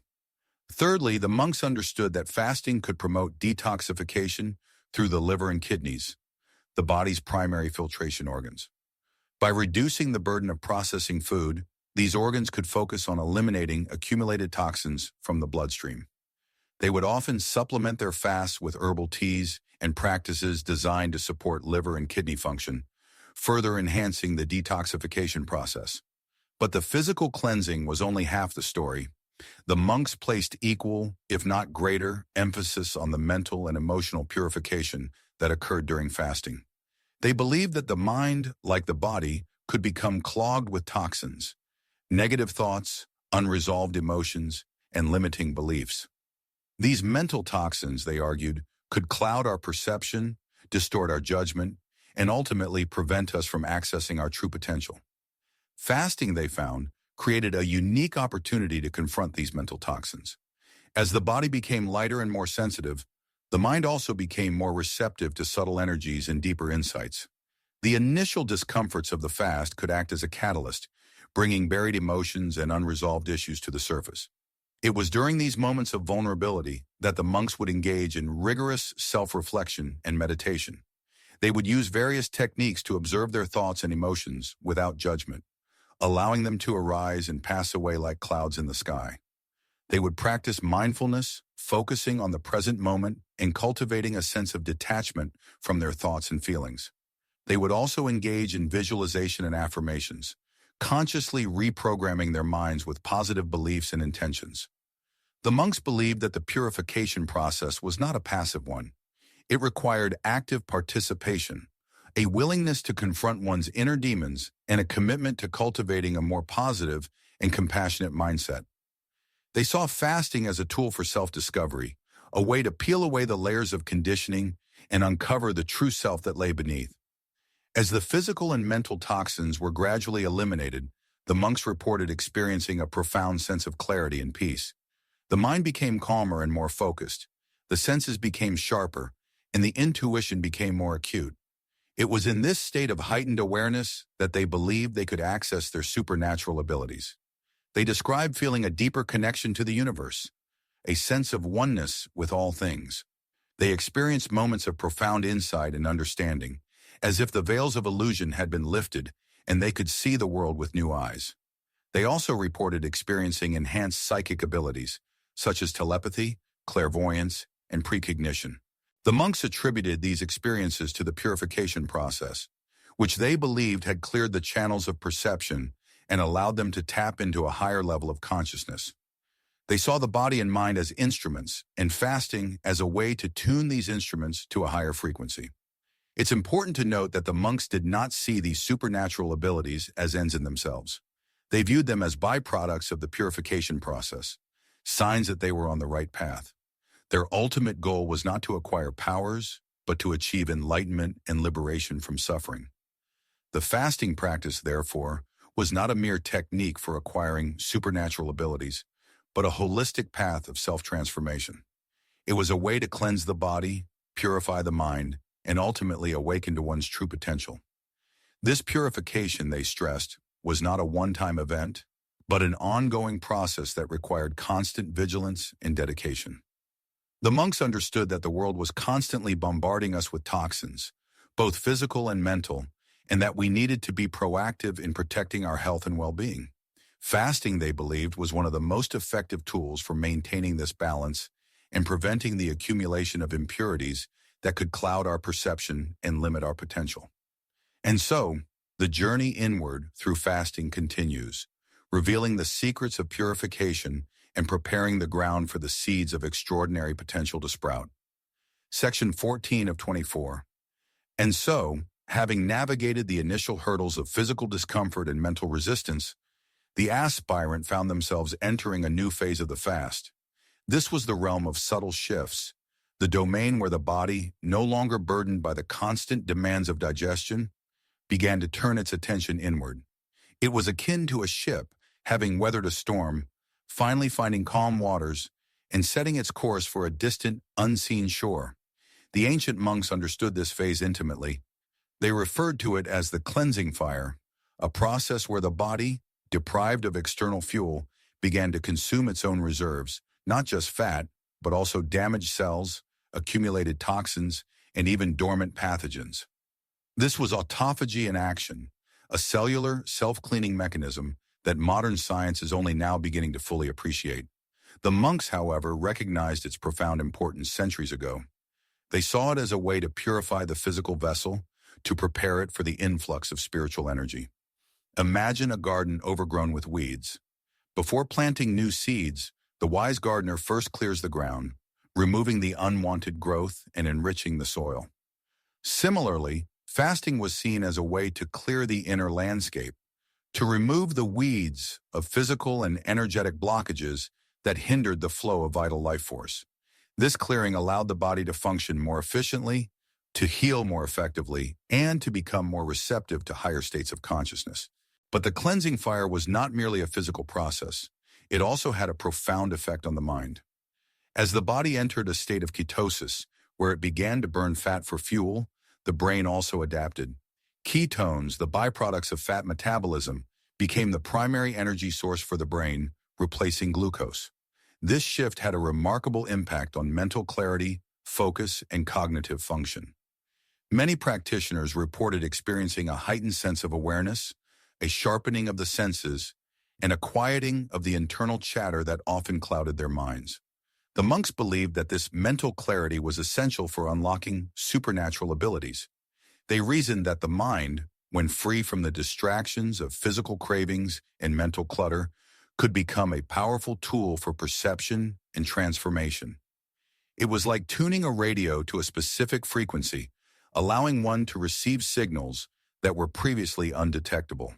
Fasting in this sense was the tuner, adjusting the mind to a higher vibrational state. Furthermore, the reduction in insulin levels during fasting had a significant impact on brain function. Insulin, while essential for regulating blood sugar, can also interfere with the brain's ability to process information. By lowering insulin levels, fasting allowed the brain to operate more efficiently, to make connections more easily, and to access deeper levels of intuition and insight. It was as if the brain was finally able to breathe, to expand its capacity, and to explore new realms of consciousness. The ancient texts spoke of monks who, after prolonged periods of fasting, were able to perceive subtle energies, to communicate with the natural world, and even to manifest their intentions with remarkable speed and precision. These abilities were not seen as magical or supernatural in the traditional sense, but rather as the natural outcome of a mind and body that were functioning at their optimal potential. They were the result of unlocking the inherent powers that lay dormant within each of us, waiting to be awakened. It is important to note, however, that the monks did not view fasting as a mere technique for acquiring supernatural powers. They saw it as a holistic practice that encompassed physical, mental, and spiritual dimensions. The ultimate goal was not to gain extraordinary abilities, but rather to cultivate inner peace, wisdom, and compassion. The supernatural abilities, if they arose, were seen as a byproduct of this deeper transformation, a sign that the practitioner was aligning themselves with the natural order of the universe. The monks also emphasized the importance of intention during fasting. They believed that the mind was a powerful force, capable of shaping reality. Therefore, it was crucial to approach fasting with a clear and positive intention, focusing on the desired outcome, whether it was physical healing, mental clarity, or spiritual growth. A negative or fearful mindset could hinder the process and even lead to adverse effects. They often engaged in meditative practices during their fasts, using visualization, affirmations, and prayer to amplify their intentions and to connect with higher levels of consciousness. These practices help to cultivate a sense of inner peace and to strengthen their resolve, making it easier to navigate the challenges of the fast and to reap its full benefits. The monks also recognized the importance of rest and relaxation during fasting.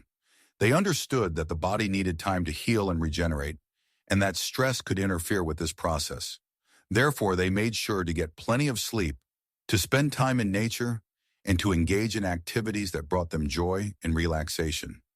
This allowed their bodies to focus on the task of cleansing and repair, and to maximize the benefits of the fast.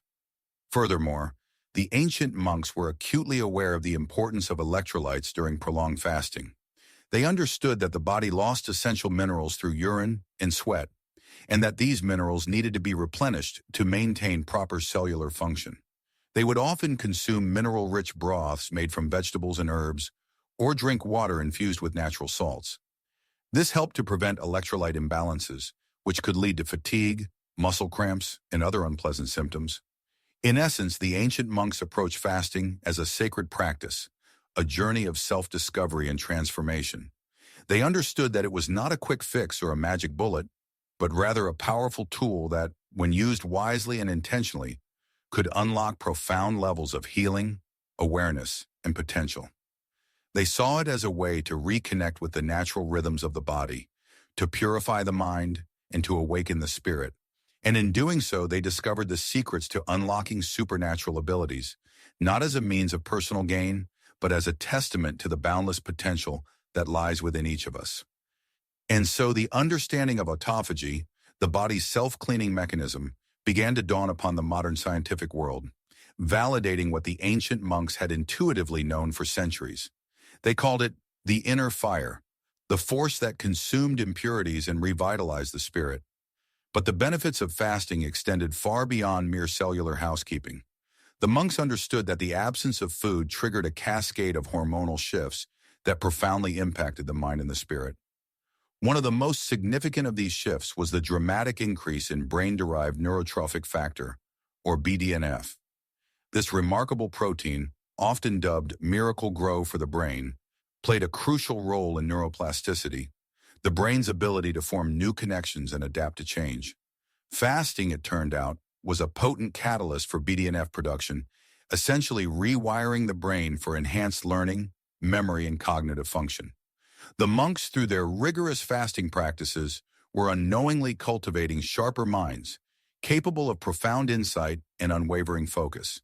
They experienced a mental clarity that eluded those who constantly fueled their bodies with food, a clarity that allowed them to penetrate the veils of illusion and perceive the true nature of reality. Furthermore, fasting triggered a surge in human growth hormone, or HGH, a vital hormone associated with cellular repair, muscle growth, and longevity. While often associated with athletes seeking to enhance their performance, HGH played a far more profound role in the monks' quest for spiritual enlightenment. It aided in the regeneration of tissues, slowed down the aging process, and promoted a sense of vitality that allowed them to endure long hours of meditation and physical exertion. The monks understood that a healthy body was essential for a healthy mind, and fasting was a key to maintaining that delicate balance. It wasn't about vanity or physical prowess. It was about creating a vessel that was strong and resilient enough to withstand the rigors of spiritual practice. But perhaps the most profound effect of fasting on the monks' physiology was its impact on their energy systems. In a fed state, the body primarily relies on glucose, derived from carbohydrates, as its primary source of fuel. However, during fasting, when glucose stores are depleted, the body switches to burning fat for energy, producing ketones as a byproduct. This metabolic shift, known as ketosis, had a remarkable impact on the monks' mental and physical performance. Ketones, unlike glucose, were a more efficient and sustained source of energy for the brain. They provided a steady stream of fuel that eliminated the energy crashes and mental fog that often accompanied a glucose-dependent metabolism.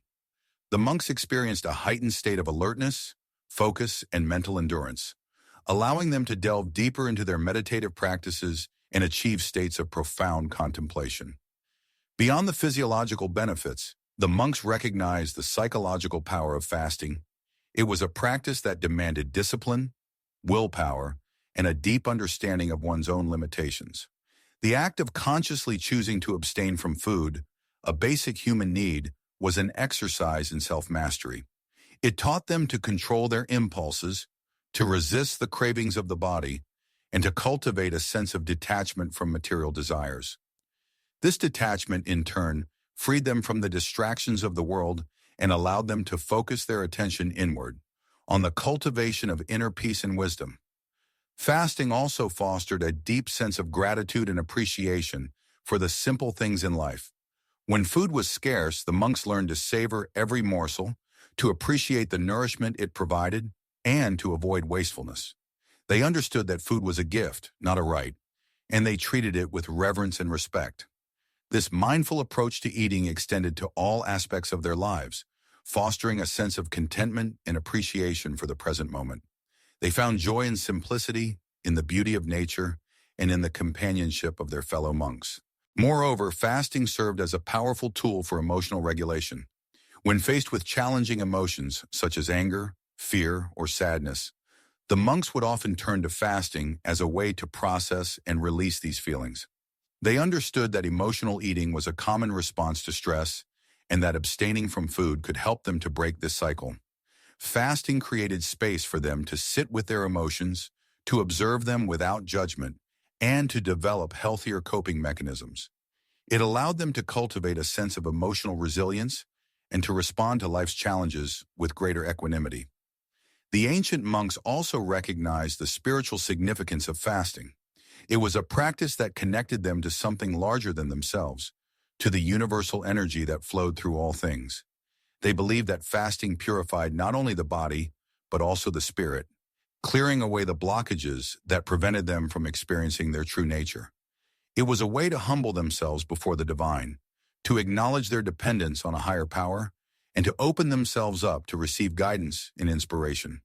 Through fasting, they sought to transcend the limitations of the ego and to merge with the infinite consciousness that permeated the universe. It was a journey of self-discovery, a path to liberation, and a testament to the transformative power of the human spirit.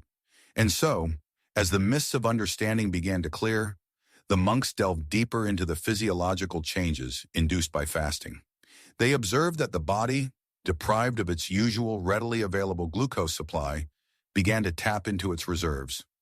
First, glycogen, stored in the liver and muscles, was broken down, but this was a short-term solution, lasting only for a day or so.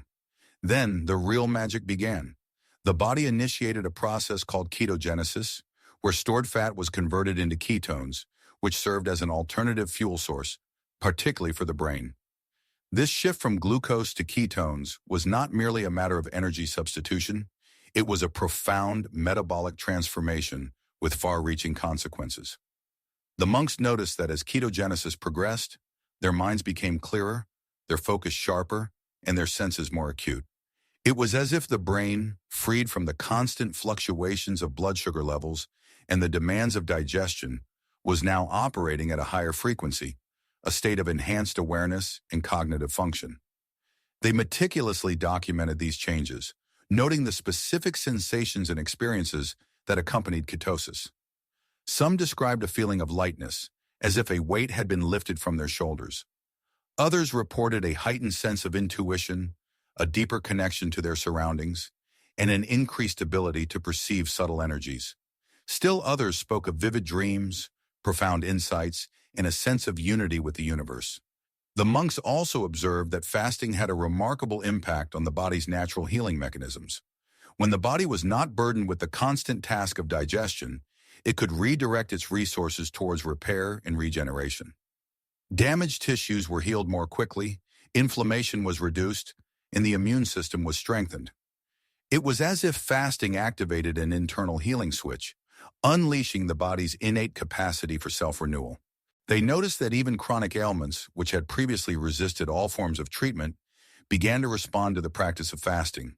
Skin conditions cleared up, joint pain subsided, and digestive issues resolved themselves. It was a testament to the power of the body to heal itself when given the opportunity to do so. Moreover, the monks discovered that fasting had a profound effect on cellular health.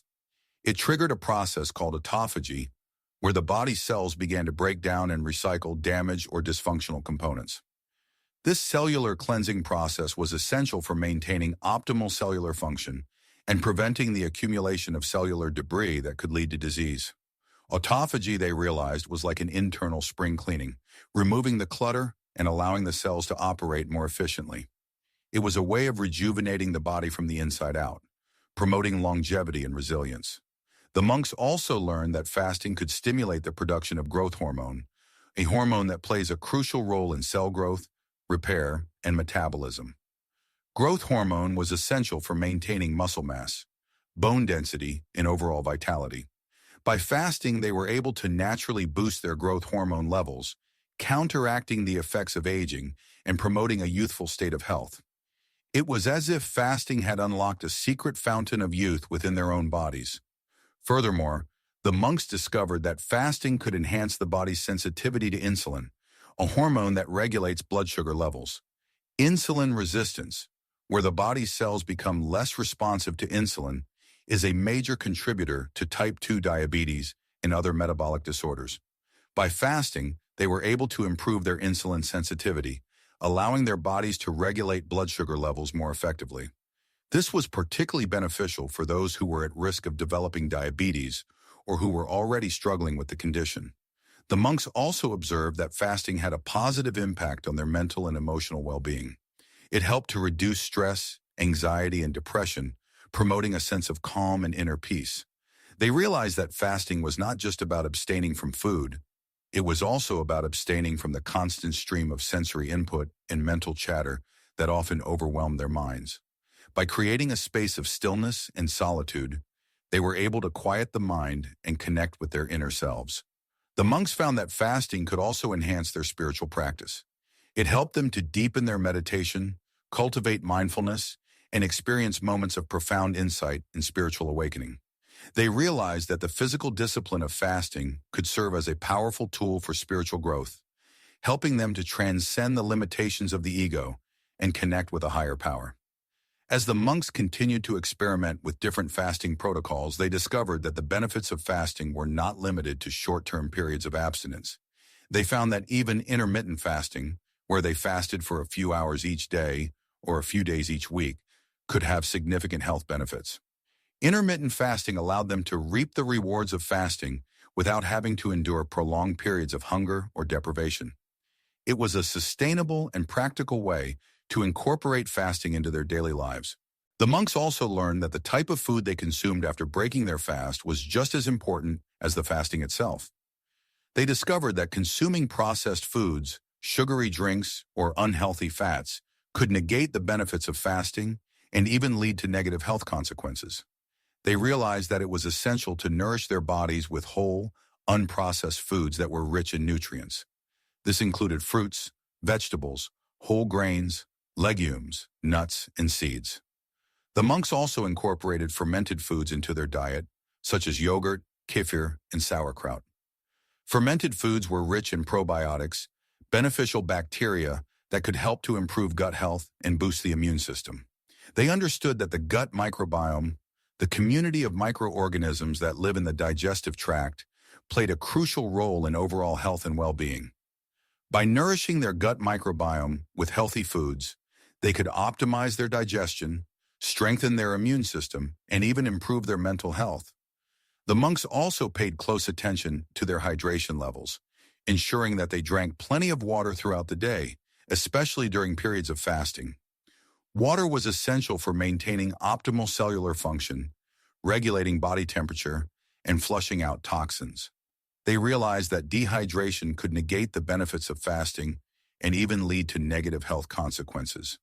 Therefore, they made it a priority to stay well hydrated at all times. As the years passed, the monks refined their understanding of fasting and its effects on the body, mind, and spirit. They developed a comprehensive system of fasting practices that were tailored to the individual needs and constitutions of each monk. They realized that there was no one-size-fits-all approach to fasting, and that it was essential to listen to the body's signals and adjust the fasting protocol accordingly. Some monks thrived on longer fasts, while others preferred shorter, more frequent fasts. The key was to find a fasting rhythm that worked best for each individual and to practice it with mindfulness and intention. The monks also emphasized the importance of combining fasting with other healthy lifestyle practices, such as meditation, yoga, and spending time in nature. They understood that fasting was just one piece of the puzzle and that it was essential to create a holistic approach to health and well-being. By integrating fasting with other beneficial practices, they could amplify its effects and achieve even greater levels of physical, mental, and spiritual health. And so, the ancient monks continued to explore the mysteries of fasting, unlocking its hidden potential and sharing their knowledge with future generations. Their legacy lived on, inspiring countless individuals to embrace the transformative power of fasting and to unlock their own supernatural abilities. As the sun dipped below the horizon, painting the sky in hues of orange and violet, the monks continued their silent vigil. The air grew cooler, a gentle breeze whispering through the ancient pines that guarded the monastery. This was the hour of introspection, the time when the veil between the physical and the spiritual thinned. It was a time for contemplation, for turning inward and listening to the subtle murmurs of the soul. The physical discomfort of fasting, now a constant companion, began to recede into the background. It was no longer the primary focus of their attention. Instead, a strange sense of lightness permeated their being. The body, deprived of its usual fuel, seemed to quiet down, allowing the mind to expand, to reach beyond its normal limitations. This was the paradox of fasting, that by denying the body, one could liberate the spirit. By intentionally creating a state of physical deprivation, the monks were, in effect, creating a vacuum, a space for something else to enter. This something else was not a physical substance, but rather a heightened awareness, a deeper connection to the universal consciousness, a glimpse into the realm of the supernatural. The ancient texts spoke of this phenomenon in veiled terms, using metaphors and allegories to describe experiences that were beyond the grasp of ordinary language. They spoke of inner light that illuminated the darkness, of inner sound that resonated with the harmony of the cosmos, of inner vision that pierced through the illusion of the material world. These were not mere poetic expressions. They were descriptions of tangible experiences, states of consciousness that could be attained through rigorous spiritual practice, including the disciplined art of fasting. The monks understood that fasting was not simply about abstaining from food, it was about transforming the body into a vessel, a conduit for higher energies. The process was not always easy. There were moments of intense craving, of physical weakness, of mental fog. But the monks were trained to observe these sensations without judgment, to acknowledge them without succumbing to them. They were taught to see these challenges as opportunities for growth, as tests of their will and their commitment. With each passing day of the fast, the monks noticed subtle changes in their perception. Colors seemed more vibrant, sounds more distinct, smells more evocative. Their sense of time became distorted, stretching and contracting in unpredictable ways. They felt a heightened sense of empathy, a deeper understanding of the suffering of others. Some reported experiencing vivid dreams filled with symbolic imagery and profound insights. Others claimed to receive intuitive guidance, flashes of inspiration that seemed to come from an unknown source. Still others described feelings of profound peace and joy, a sense of being connected to something larger than themselves.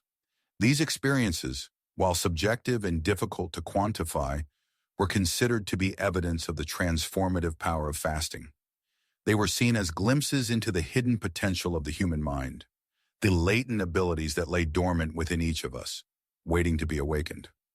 The monks believed that fasting, when practiced with the right intention and under the guidance of experienced teachers, could unlock these supernatural abilities, allowing individuals to transcend their limitations and to tap into the boundless resources of the universe. It was not about acquiring magical powers or performing miraculous feats. It was about cultivating wisdom, compassion, and inner peace.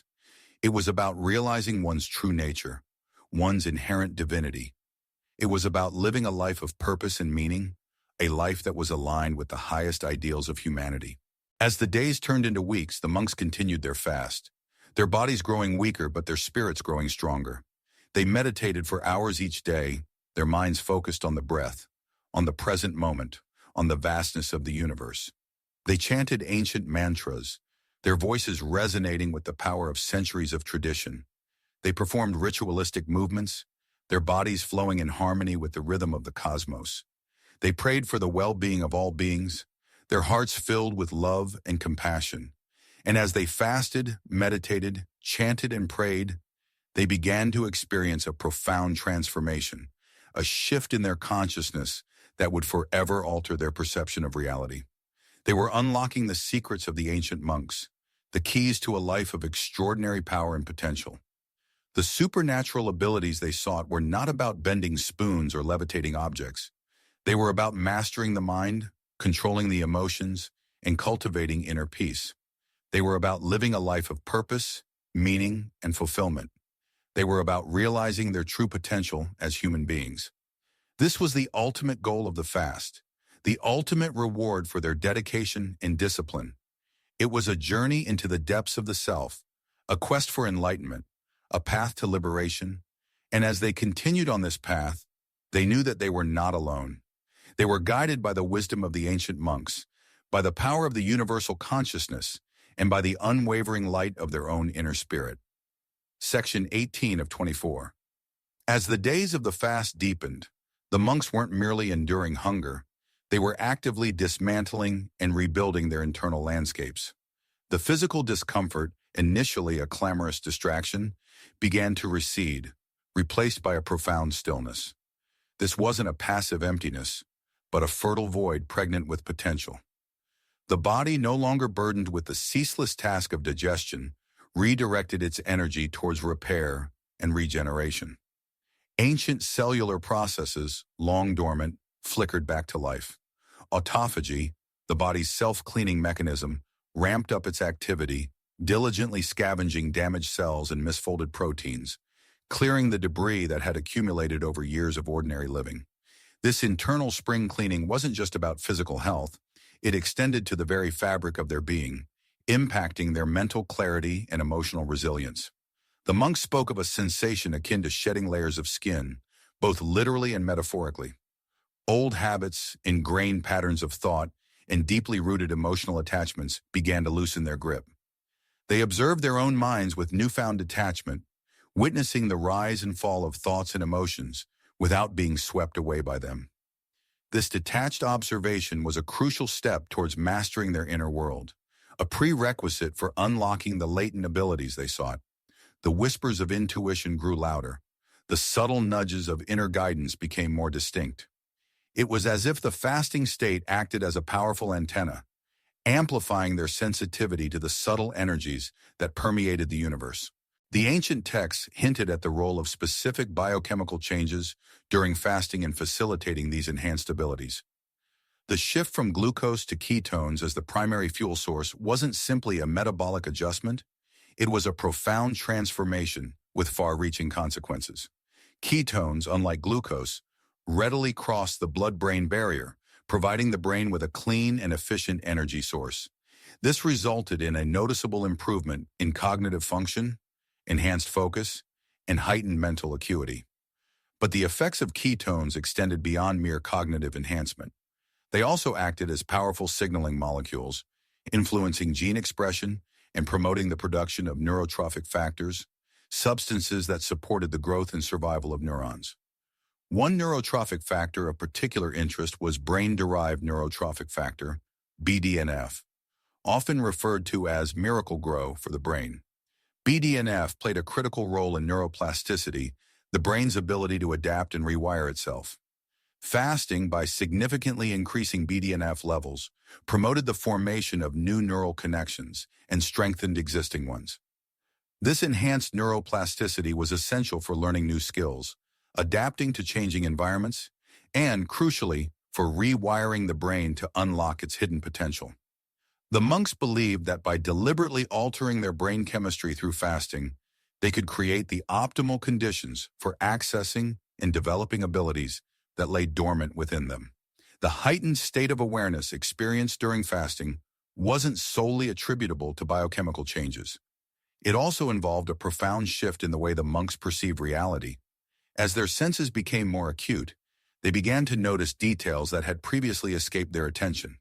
The rustling of leaves in the wind, the subtle changes in the quality of light, the faintest of scents, all became sources of information and inspiration. This heightened sensory awareness wasn't just about perceiving the external world with greater clarity. It also involved an increased awareness of their own internal states.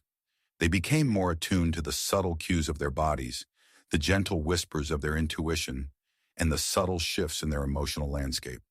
The ancient texts emphasize the importance of cultivating mindfulness during the fasting period. Mindfulness, the practice of paying attention to the present moment without judgment, was seen as a crucial tool for harnessing the transformative power of fasting. By observing their thoughts and emotions without getting carried away by them, the monks could create space for new insights and perspectives to emerge. Mindfulness also helped them to cultivate a sense of equanimity, the ability to remain calm and balanced in the face of adversity. This equanimity was essential for navigating the challenges of the fasting process and for maintaining a clear and focused mind. The monks also practiced specific meditation techniques designed to enhance their connection to the subtle energies of the universe. These techniques often involve focusing on the breath, visualizing specific images, or chanting sacred mantras. The purpose of these practices was to quiet the incessant chatter of the mind and to open themselves up to the flow of divine energy. They believed that by aligning themselves with the natural rhythms of the universe, they could tap into a source of unlimited power and wisdom.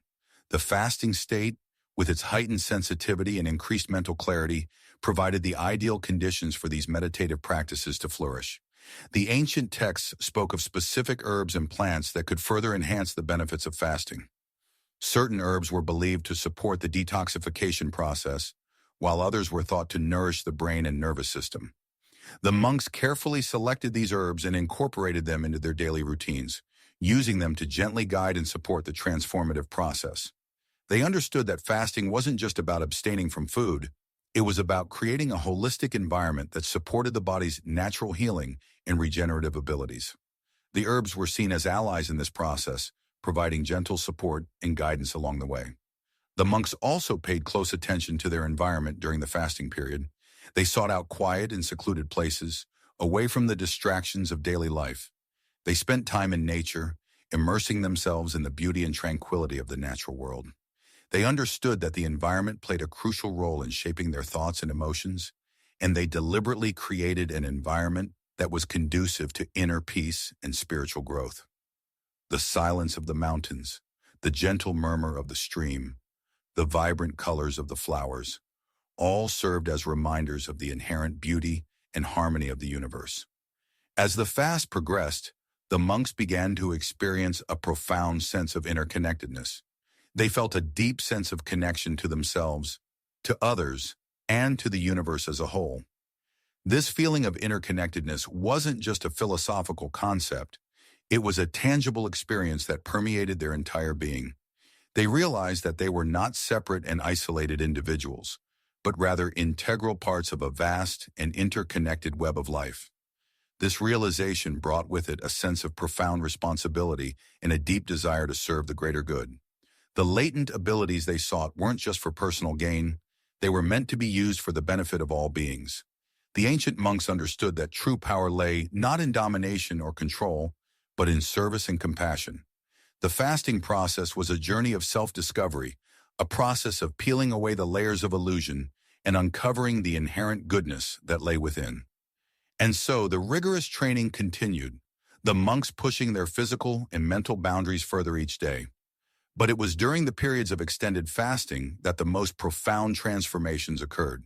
It wasn't merely about abstaining from food, it was about consciously redirecting the body's energy, freeing it from the constant demands of digestion, and allowing it to focus on repair, rejuvenation, and, ultimately, spiritual awakening.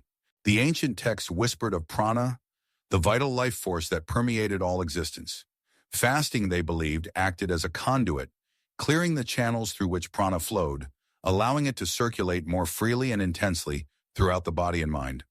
This heightened prana flow was said to unlock dormant potentials, sharpening intuition, enhancing sensory perception, and even granting access to abilities that defied conventional understanding. The monks learned to observe themselves meticulously during these periods of abstinence. They noted the subtle shifts in their energy levels, the fluctuations in their emotional states, and the often unpredictable emergence of insights and visions. They understood that fasting was not a passive process, but an active engagement with their inner landscape, a journey into the depths of their own being. One of the most fascinating aspects of their practice involved the concept of autophagy, a cellular self-cleaning process that was only recently understood by modern science. The ancient monks, however, had long recognized its importance, observing how fasting seemed to trigger a deep cleansing within the body, eliminating damaged cells and promoting the growth of new, healthy ones. This cellular renewal, they believed, was not only essential for physical health, but also for mental clarity and spiritual growth. As the body cleared itself of toxins and accumulated waste, the mind too became clearer and more focused. The constant chatter of thoughts began to subside, replaced by a profound sense of stillness and inner peace. It was in this state of heightened awareness that the monks were able to access deeper levels of consciousness, tapping into the vast reservoir of wisdom that lay dormant within them. The fasting periods were often accompanied by intense periods of meditation and contemplation. The monks would spend hours in silent communion with nature, observing the changing seasons, listening to the rustling of leaves, and feeling the warmth of the sun on their skin. They sought to understand the interconnectedness of all things, recognizing that they were but a small part of a much larger cosmic tapestry. They also practiced specific breathing techniques, known as pranayama, to further enhance the flow of prana throughout their bodies. These techniques involved consciously controlling the breath, manipulating its rhythm and depth to influence the flow of energy and calm the mind. They learned to harness the power of the breath to heal themselves, to focus their attention, and to deepen their meditative states. The monks discovered that fasting was not a one-size-fits-all practice. Each individual responded differently, and it was essential to tailor the approach to their specific needs and constitution. Some monks thrived on extended water fasts, while others preferred to incorporate small amounts of fruits and vegetables. The key was to listen to the body, to pay attention to its signals, and to adjust the fasting regime accordingly. They also learned to differentiate between true hunger and mere cravings. True hunger, they realized, was a deep, primal sensation that arose from the body's need for nourishment. Cravings, on the other hand, were often driven by emotional factors, such as stress, boredom, or habit. By cultivating mindfulness and self-awareness, they were able to distinguish between these two types of hunger and to resist the temptation to indulge in unnecessary cravings.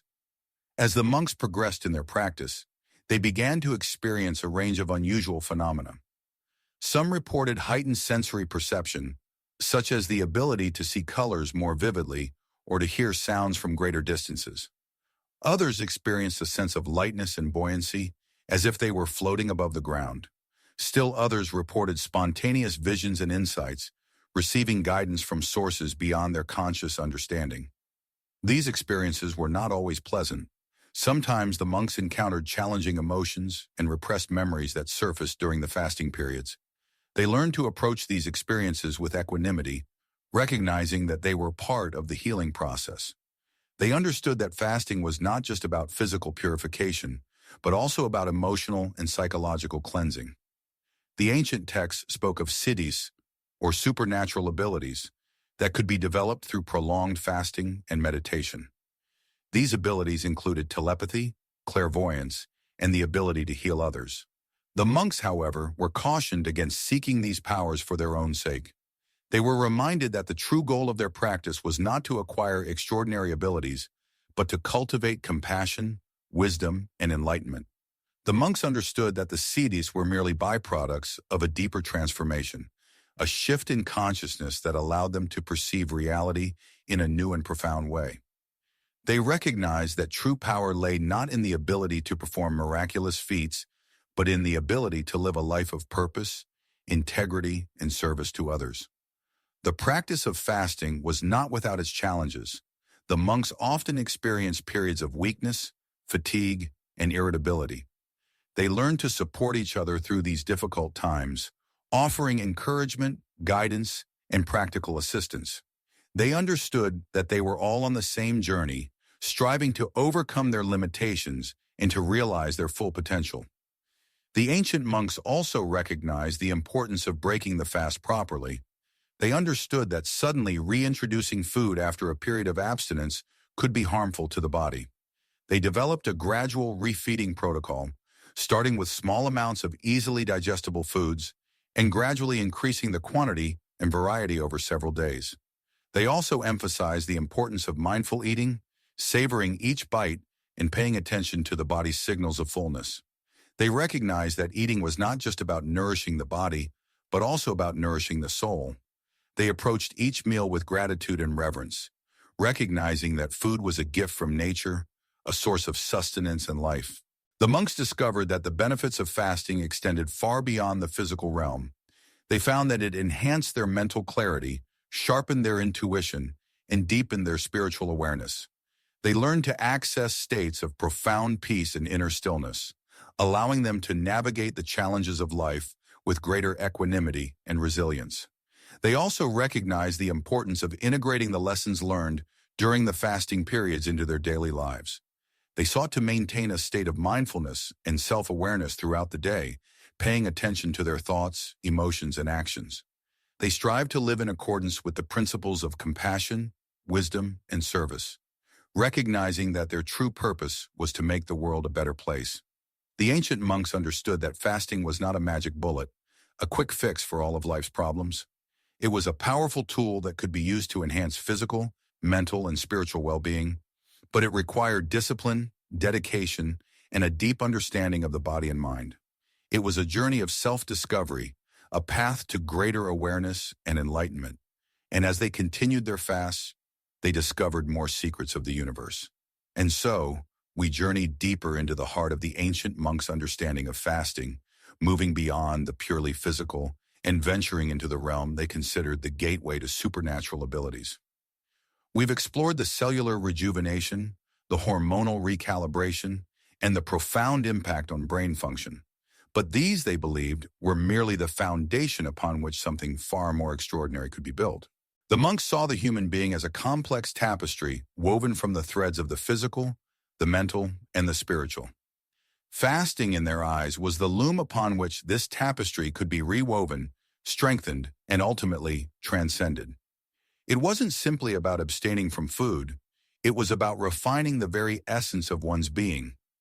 Central to their philosophy was the concept of prana, often translated as life force or vital energy. Prana was believed to permeate all things, to be the very breath of the universe animating every living creature. The monks believed that the constant process of digestion consumed a significant portion of this vital energy. By minimizing or eliminating the digestive process through fasting, they could redirect this energy inward, allowing it to fuel higher states of consciousness and unlock latent potential. Imagine a river, its flow constantly diverted to irrigate fields. While the fields may flourish, the river itself is diminished, its true power constrained. Fasting, in this analogy, is like removing the irrigation channels, allowing the river to flow freely, its current becoming stronger, deeper, and more powerful. This concentrated flow of prana, the monks believed, was the key to accessing extraordinary abilities. But it wasn't enough to simply accumulate prana. The monks understood that the quality of this energy was just as important as the quantity. A mind cluttered with anxieties, desires, and distractions could pollute the prana, rendering it less effective. Therefore, fasting was always practiced in conjunction with rigorous mental and spiritual disciplines. Meditation was paramount. Through hours of silent contemplation, the monks strived to quiet the incessant chatter of the mind, to cultivate a state of inner stillness and clarity. This allowed them to purify the prana, to filter out the impurities that hindered its flow. They practiced various forms of meditation, from focusing on the breath to visualizing sacred symbols, each designed to deepen their connection to the divine. Another crucial practice was mindfulness. The monks sought to cultivate awareness of every thought, feeling, and sensation that arose within them. By observing these experiences without judgment or attachment, they could gradually loosen their grip on the ego and cultivate a sense of detachment from the material world. This detachment, they believed, was essential for transcending the limitations of the physical body and accessing higher states of consciousness. Furthermore, the monks placed great emphasis on ethical conduct. They adhered to strict moral codes, abstaining from lying, stealing, harming others, and engaging in any form of behavior that could generate negative karma. They believed that ethical purity was essential for purifying the prana and creating a conducive environment for spiritual growth. Fasting, meditation, mindfulness, and ethical conduct, these were the four pillars upon which the monks built their practice. They understood that true transformation required a holistic approach, one that addressed the physical, mental, and spiritual dimensions of their being. Now let's consider some specific supernatural abilities the monks attributed to the practice of fasting coupled with these other disciplines. It is important to approach these claims with a healthy dose of skepticism, recognizing that they are rooted in a different worldview and understanding of reality. Nevertheless, exploring these claims can offer valuable insights into the potential of the human mind and body. One ability frequently mentioned was heightened intuition. The monks believed that fasting could sharpen the senses, both physical and extrasensory. By clearing the mind of distractions and purifying the prana, they could become more receptive to subtle cues from the environment and from their own inner guidance. This heightened intuition could manifest as a greater ability to make wise decisions, to anticipate future events, or to understand the unspoken intentions of others. Another ability often associated with fasting was increased empathy. The monks believed that fasting could soften the boundaries between the self and others, allowing them to feel the emotions and experiences of those around them more deeply. This increased empathy could foster greater compassion, understanding, and a desire to help others.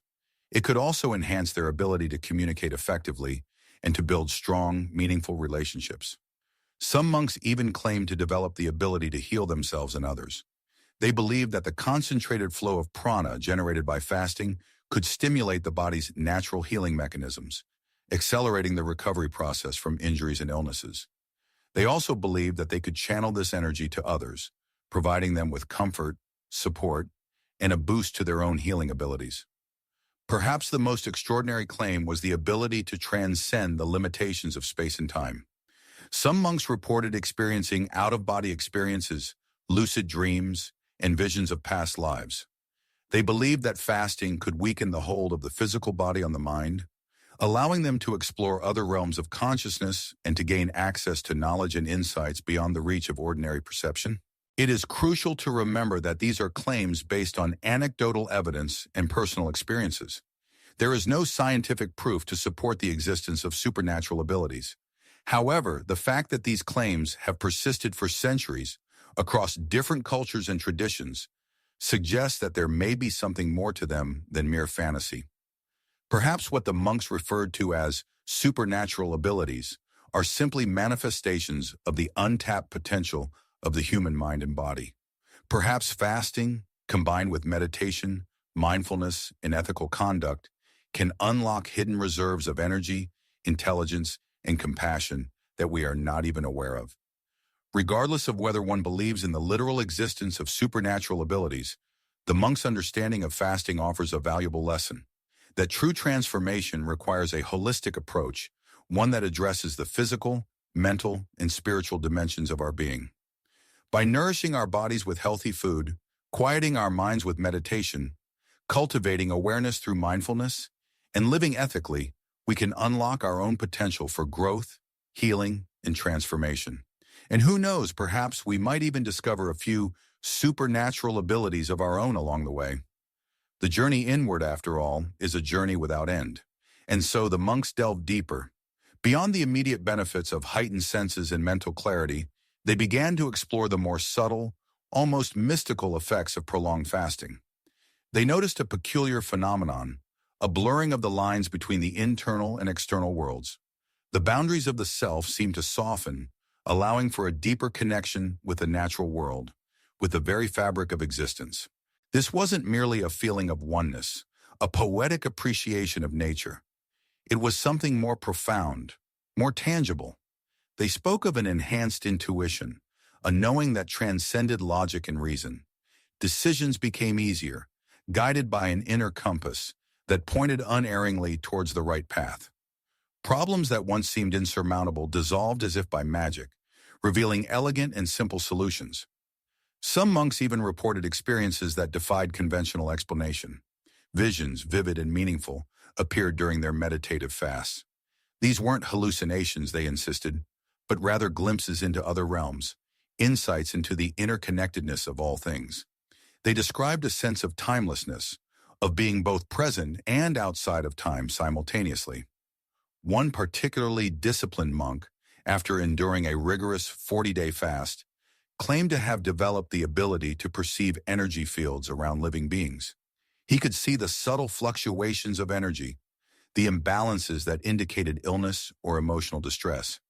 He used this newfound ability to heal the sick and comfort the afflicted, earning him the reverence of his fellow monks and the surrounding community. Of course, not all monks experienced such dramatic results. Fasting, they realized, was not a guaranteed path to supernatural abilities. It was merely a tool, a key that could unlock dormant potential within the human psyche. The effectiveness of the tool depended on the individual's intention, their level of discipline, and their willingness to confront their own inner demons. The monks understood that fasting was not about deprivation or self-punishment. It was about purification, about clearing away the clutter and noise that obscured the true self. It was about creating space for the divine, for the universe to speak through them. They developed a sophisticated system of fasting protocols, tailored to the individual's constitution and spiritual goals. They carefully monitored their physical and mental states, adjusting their practices as needed. They understood the importance of proper preparation, of gradually reducing food intake before embarking on a prolonged fast. They also recognized the need for a carefully managed refeeding process to avoid shocking the system and undoing the benefits of the fast. The monks were not reckless in their pursuit of enlightenment. They were scientists of the spirit, meticulously experimenting and observing, constantly refining their understanding of the human potential. They kept detailed records of their experiences, documenting the effects of different fasting regimens on their physical, mental, and spiritual well-being. These records, passed down through generations, became a treasure trove of knowledge, a guide for those who sought to unlock their own supernatural abilities through the ancient practice of fasting. But the monks also knew that fasting was not the only path to enlightenment. It was merely one tool among many.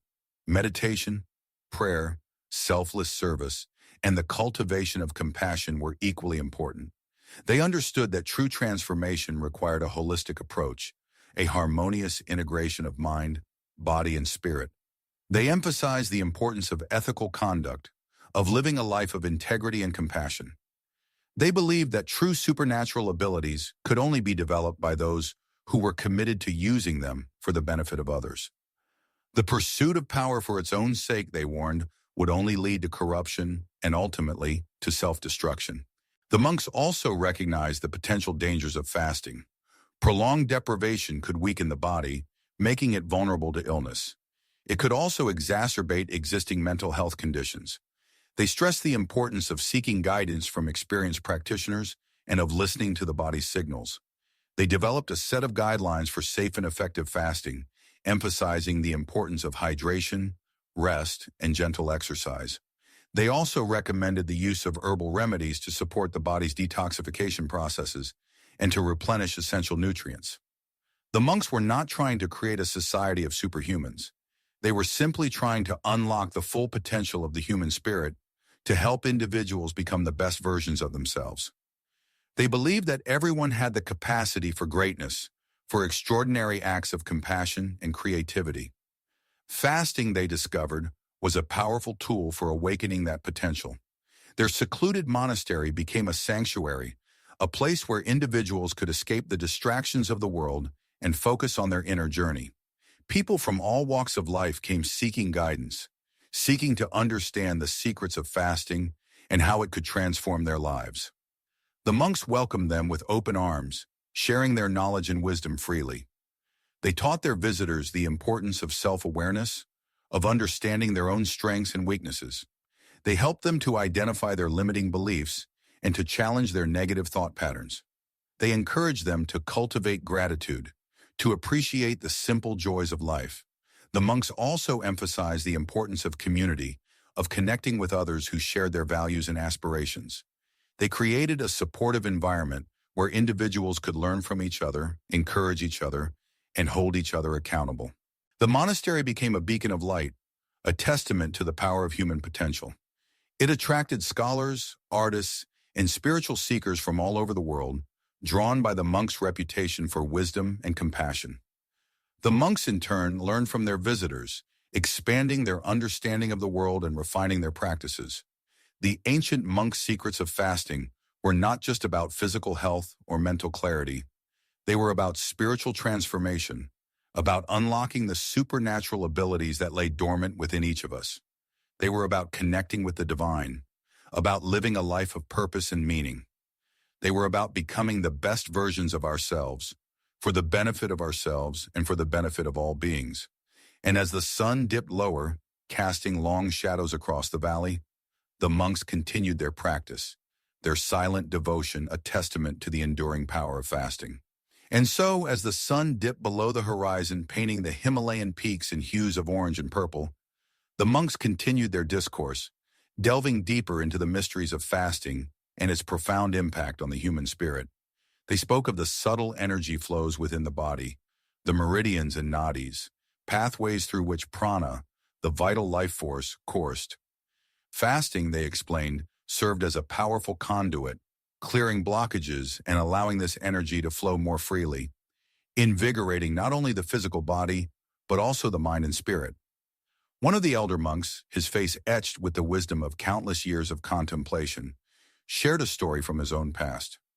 He recounted a time when he had struggled with a particularly stubborn mental obstacle, a knot of fear and doubt that seemed to resist all his efforts to untangle it. He had meditated for hours, practiced various breathing techniques, and even sought guidance from his teachers. But the obstacle remained, a persistent shadow clouding his inner landscape. In desperation, he turned to fasting. He embarked on a prolonged period of abstinence, consuming only water and a few select herbal teas. Initially, the hunger was intense, the cravings persistent. His mind raced, filled with thoughts of food and the comforts he was denying himself. But as the days passed, something began to shift. The physical discomfort gradually subsided, replaced by a sense of lightness and clarity. His mind, once agitated and restless, grew calmer, more focused. It was during this period of profound stillness that he finally confronted the root of his fear. He realized that it stemmed from a deep-seated insecurity, a belief that he was not worthy of the spiritual progress he sought. As he acknowledged this belief and allowed himself to feel the emotions associated with it, the knot began to loosen. The fear dissipated, replaced by a sense of self-acceptance and compassion. When he finally broke his fast, he felt transformed.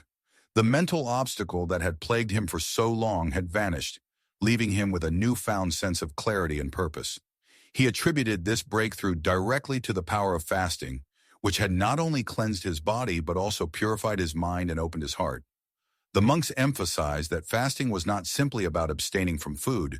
It was a holistic practice that encompassed the entire being. It required a conscious intention, a clear understanding of the purpose behind the fast. Was it for physical healing, mental clarity, or spiritual growth? The answer to this question would determine the type of fast and the duration. They also cautioned against approaching fasting with a sense of deprivation or self-punishment.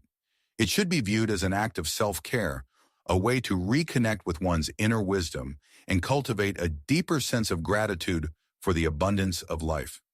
Fasting, they explained, was a powerful tool, but like any tool, it could be used for good or ill. It was essential to approach it with respect, humility, and a clear understanding of its potential benefits and risks. The monks then turned their attention to the specific types of fasts practiced in their tradition. They spoke of the water fast, the juice fast, the fruit fast, and the dry fast, each with its own unique properties and benefits. The water fast, they explained, was the most intense form of fasting, allowing the body to focus all its energy on cleansing and repair. It was typically reserved for experienced practitioners and should only be undertaken under the guidance of a qualified teacher. The juice fast, on the other hand, was a more gentle approach, providing the body with essential vitamins and minerals while still allowing it to detoxify. It was particularly beneficial for those who were new to fasting or who had a weaker constitution. The fruit fast was similar to the juice fast, but it involved consuming whole fruits instead of juices. This provided the body with fiber, which helped to promote regularity and further enhance the detoxification process. Finally, the monks spoke of the dry fast, a practice that involved abstaining from both food and water.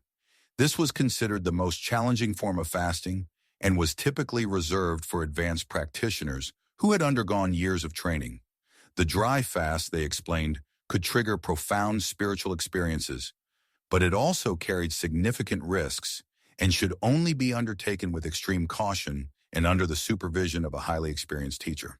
As the night deepened, the monks shared stories of individuals who had achieved extraordinary feats through the power of fasting. They spoke of yogis who had survived for weeks without food or water, meditating in remote caves high in the Himalayas.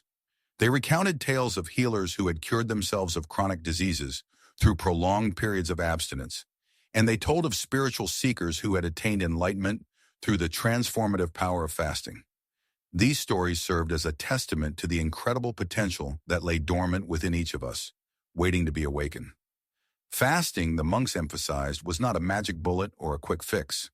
It was a tool, a practice, a path that could lead to profound healing, transformation, and ultimately to the realization of our true nature.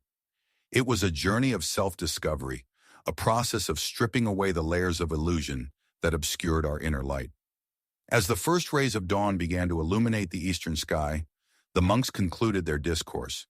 They reminded their listeners that the true power of fasting lay not in the physical act of abstaining from food, but in the intention, the awareness, and the surrender that accompanied it.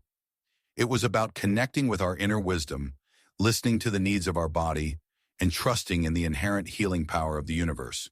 They encouraged everyone to experiment with fasting, to find the approach that resonated most deeply with their own unique constitution and needs.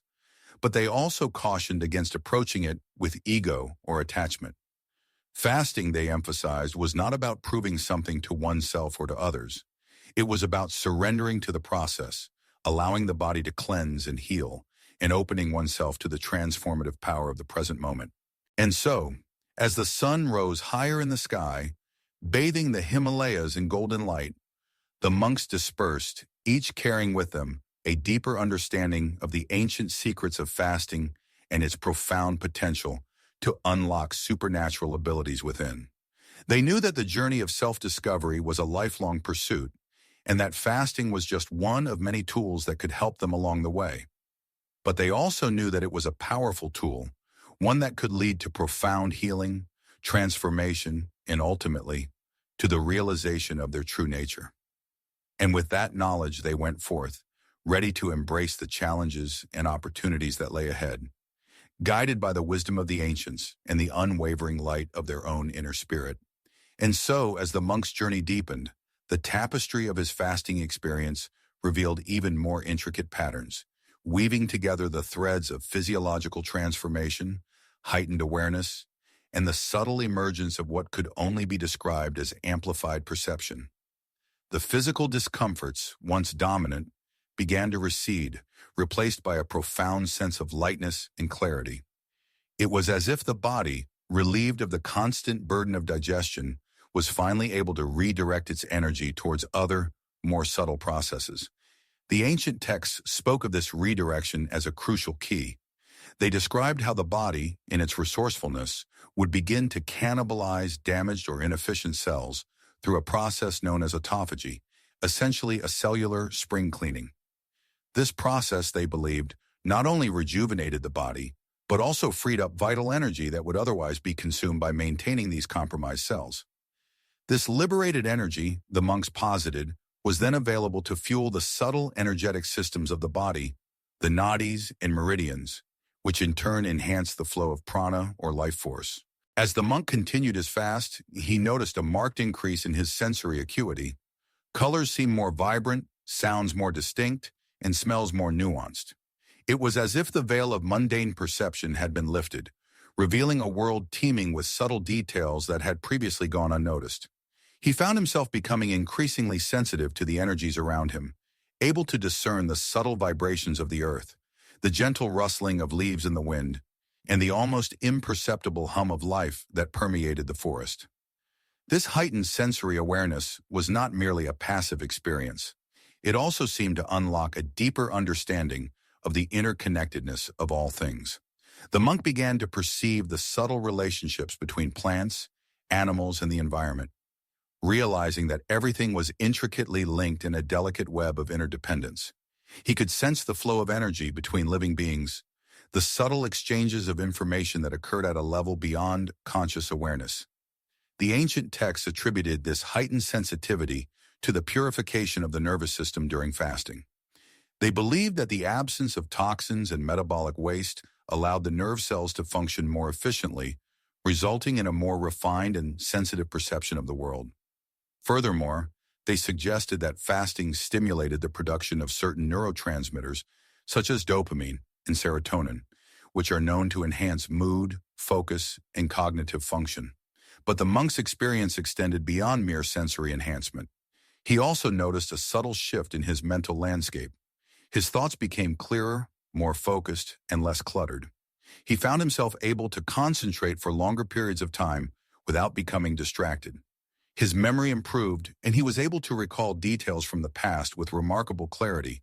This enhanced mental clarity, the monks believed, was a direct result of the body's shift into a state of ketosis. When the body is deprived of carbohydrates, it begins to burn fat for fuel, producing ketones as a byproduct. Ketones are not only an efficient source of energy for the brain, but also have neuroprotective properties, helping to protect brain cells from damage and improve cognitive function. Moreover, the ancient texts suggested that fasting stimulated the growth of new brain cells, a process known as neurogenesis. This process, they believed, was particularly important for enhancing learning and memory, as well as for promoting emotional well-being. The monk found himself feeling more alert, more energized, and more optimistic than he had in years. As the days turned into weeks, the monk's fasting experience continued to deepen. He began to experience moments of profound insight and intuition, as if a hidden part of his mind was opening up. He would often find himself understanding complex concepts without having to consciously analyze them. He would have vivid dreams that seemed to hold profound meaning, and he would experience moments of spontaneous creativity and inspiration. The ancient texts described these experiences as the awakening of the inner guru, the innate wisdom that lies dormant within each of us. They believed that fasting helped to quiet the chatter of the ego and the distractions of the external world, allowing the inner guru to emerge and guide us towards our true potential. The monk also noticed a subtle shift in his sense of self. He began to feel less attached to his thoughts, emotions, and physical sensations. He was able to observe them without judgment, recognizing that they were merely fleeting phenomena that arose and passed away like clouds in the sky. This detachment allowed him to experience a deeper sense of inner peace and equanimity. The ancient texts referred to this detachment as witness consciousness, the ability to observe the contents of our minds without identifying with them.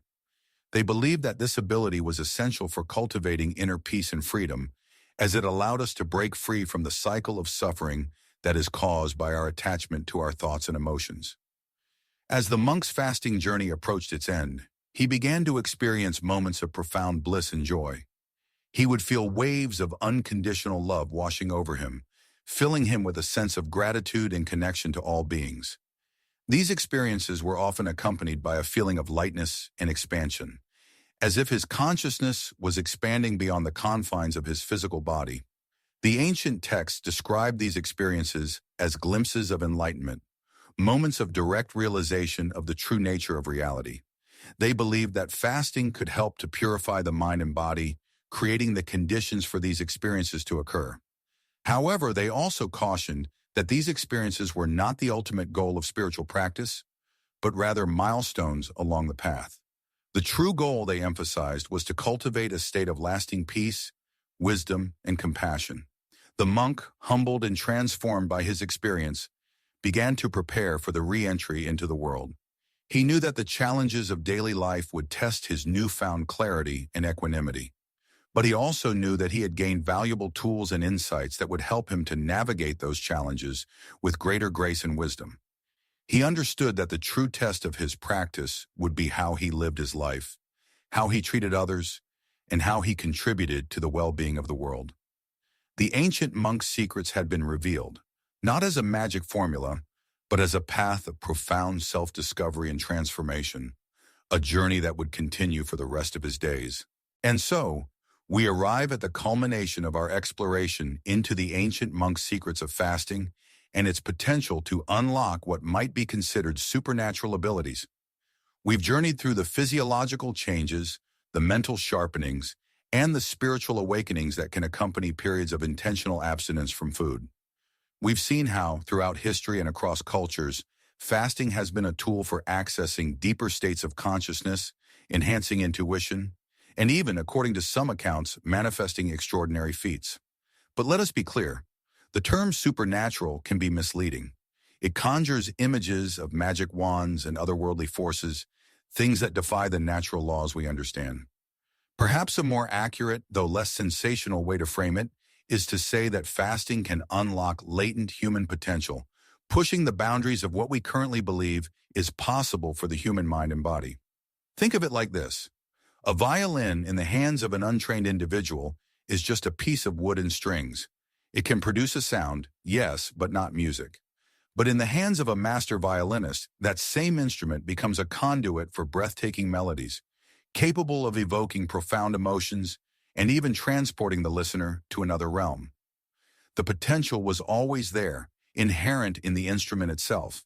It simply required the right conditions, the right training, and the right level of mastery to unlock it. Similarly, the human body and mind possess an incredible capacity for adaptation, resilience, and even transcendence. But these capabilities often lie dormant, obscured by the constant demands of modern life, the endless stream of sensory input, and the relentless pursuit of material gratification. Fasting, in its essence, is a way to strip away these distractions, to quiet the noise, and to create the conditions necessary for these latent abilities to emerge. One crucial aspect to consider is the impact of fasting on the brain. We've touched upon the role of autophagy in clearing out cellular debris and promoting neuronal health. But there's more to the story. Fasting triggers the release of brain-derived neurotrophic factor, BDNF, often referred to as brain fertilizer. BDNF promotes the growth of new neurons and strengthens existing connections, essentially rewiring the brain for enhanced cognitive function. This can lead to improvements in memory, focus, and learning ability. Furthermore, fasting shifts the brain's primary fuel source from glucose to ketones. Ketones are produced when the body breaks down fat for energy. Unlike glucose, ketones are able to cross the blood-brain barrier more efficiently and provide a more stable and sustained source of energy for the brain. This can result in increased mental clarity, reduced brain fog, and improved cognitive performance, particularly during periods of intense mental exertion. But the benefits of fasting extend beyond the purely cognitive. Many practitioners report experiencing heightened intuition, increased empathy, and a deeper sense of connection to something larger than themselves. This may be due in part to the reduction in sensory overload that accompanies fasting. When we are not constantly bombarded with external stimuli, our minds become quieter, more receptive to subtle cues and insights. Moreover, fasting can have a profound impact on our emotional state. By reducing inflammation and promoting the release of endorphins, fasting can help to alleviate anxiety, depression, and other mood disorders. It can also foster a sense of inner peace and contentment, allowing us to approach challenges with greater equanimity and resilience. The ancient monks understood this intuitively. They recognized that fasting was not simply about abstaining from food, it was about cultivating a state of inner stillness, a state of receptivity, a state of being that allowed them to access deeper levels of awareness and unlock their full potential. Consider the practice of vipassana meditation, a form of mindfulness meditation that involves prolonged periods of silent observation. Often, vipassana retreats are coupled with periods of fasting. This combination is believed to enhance the meditative experience, allowing practitioners to delve deeper into their own minds and gain profound insights into the nature of reality. During these retreats, participants learn to observe their thoughts and feelings without judgment, to simply witness the ebb and flow of their own consciousness. As the mind becomes quieter and the body becomes lighter, practitioners may experience a sense of expanded awareness, a feeling of being connected to everything around them. They may also gain a deeper understanding of their own patterns of behavior and the root causes of their suffering. But let's return to the question of supernatural abilities. Are we talking about telekinesis, telepathy, or precognition? While there are anecdotal accounts of individuals experiencing such phenomena during periods of intense fasting and meditation, it's important to approach these claims with a healthy dose of skepticism. It's all too easy to mistake coincidence for causation, or to interpret subjective experiences in ways that confirm our own biases. However, even if we dismiss the more extraordinary claims, there's still ample evidence to suggest that fasting can enhance our innate human capabilities in remarkable ways. It can sharpen our intuition, deepen our empathy, and increase our capacity for creativity and innovation. It can also strengthen our willpower, improve our self-control, and foster a greater sense of inner peace and resilience. Perhaps the most significant benefit of fasting is its ability to reconnect us to our own bodies and minds. In a world that is increasingly fragmented and disconnected, fasting offers a way to return to ourselves, to listen to our inner wisdom, and to rediscover our own innate potential. It's important to emphasize that fasting is not a magic bullet.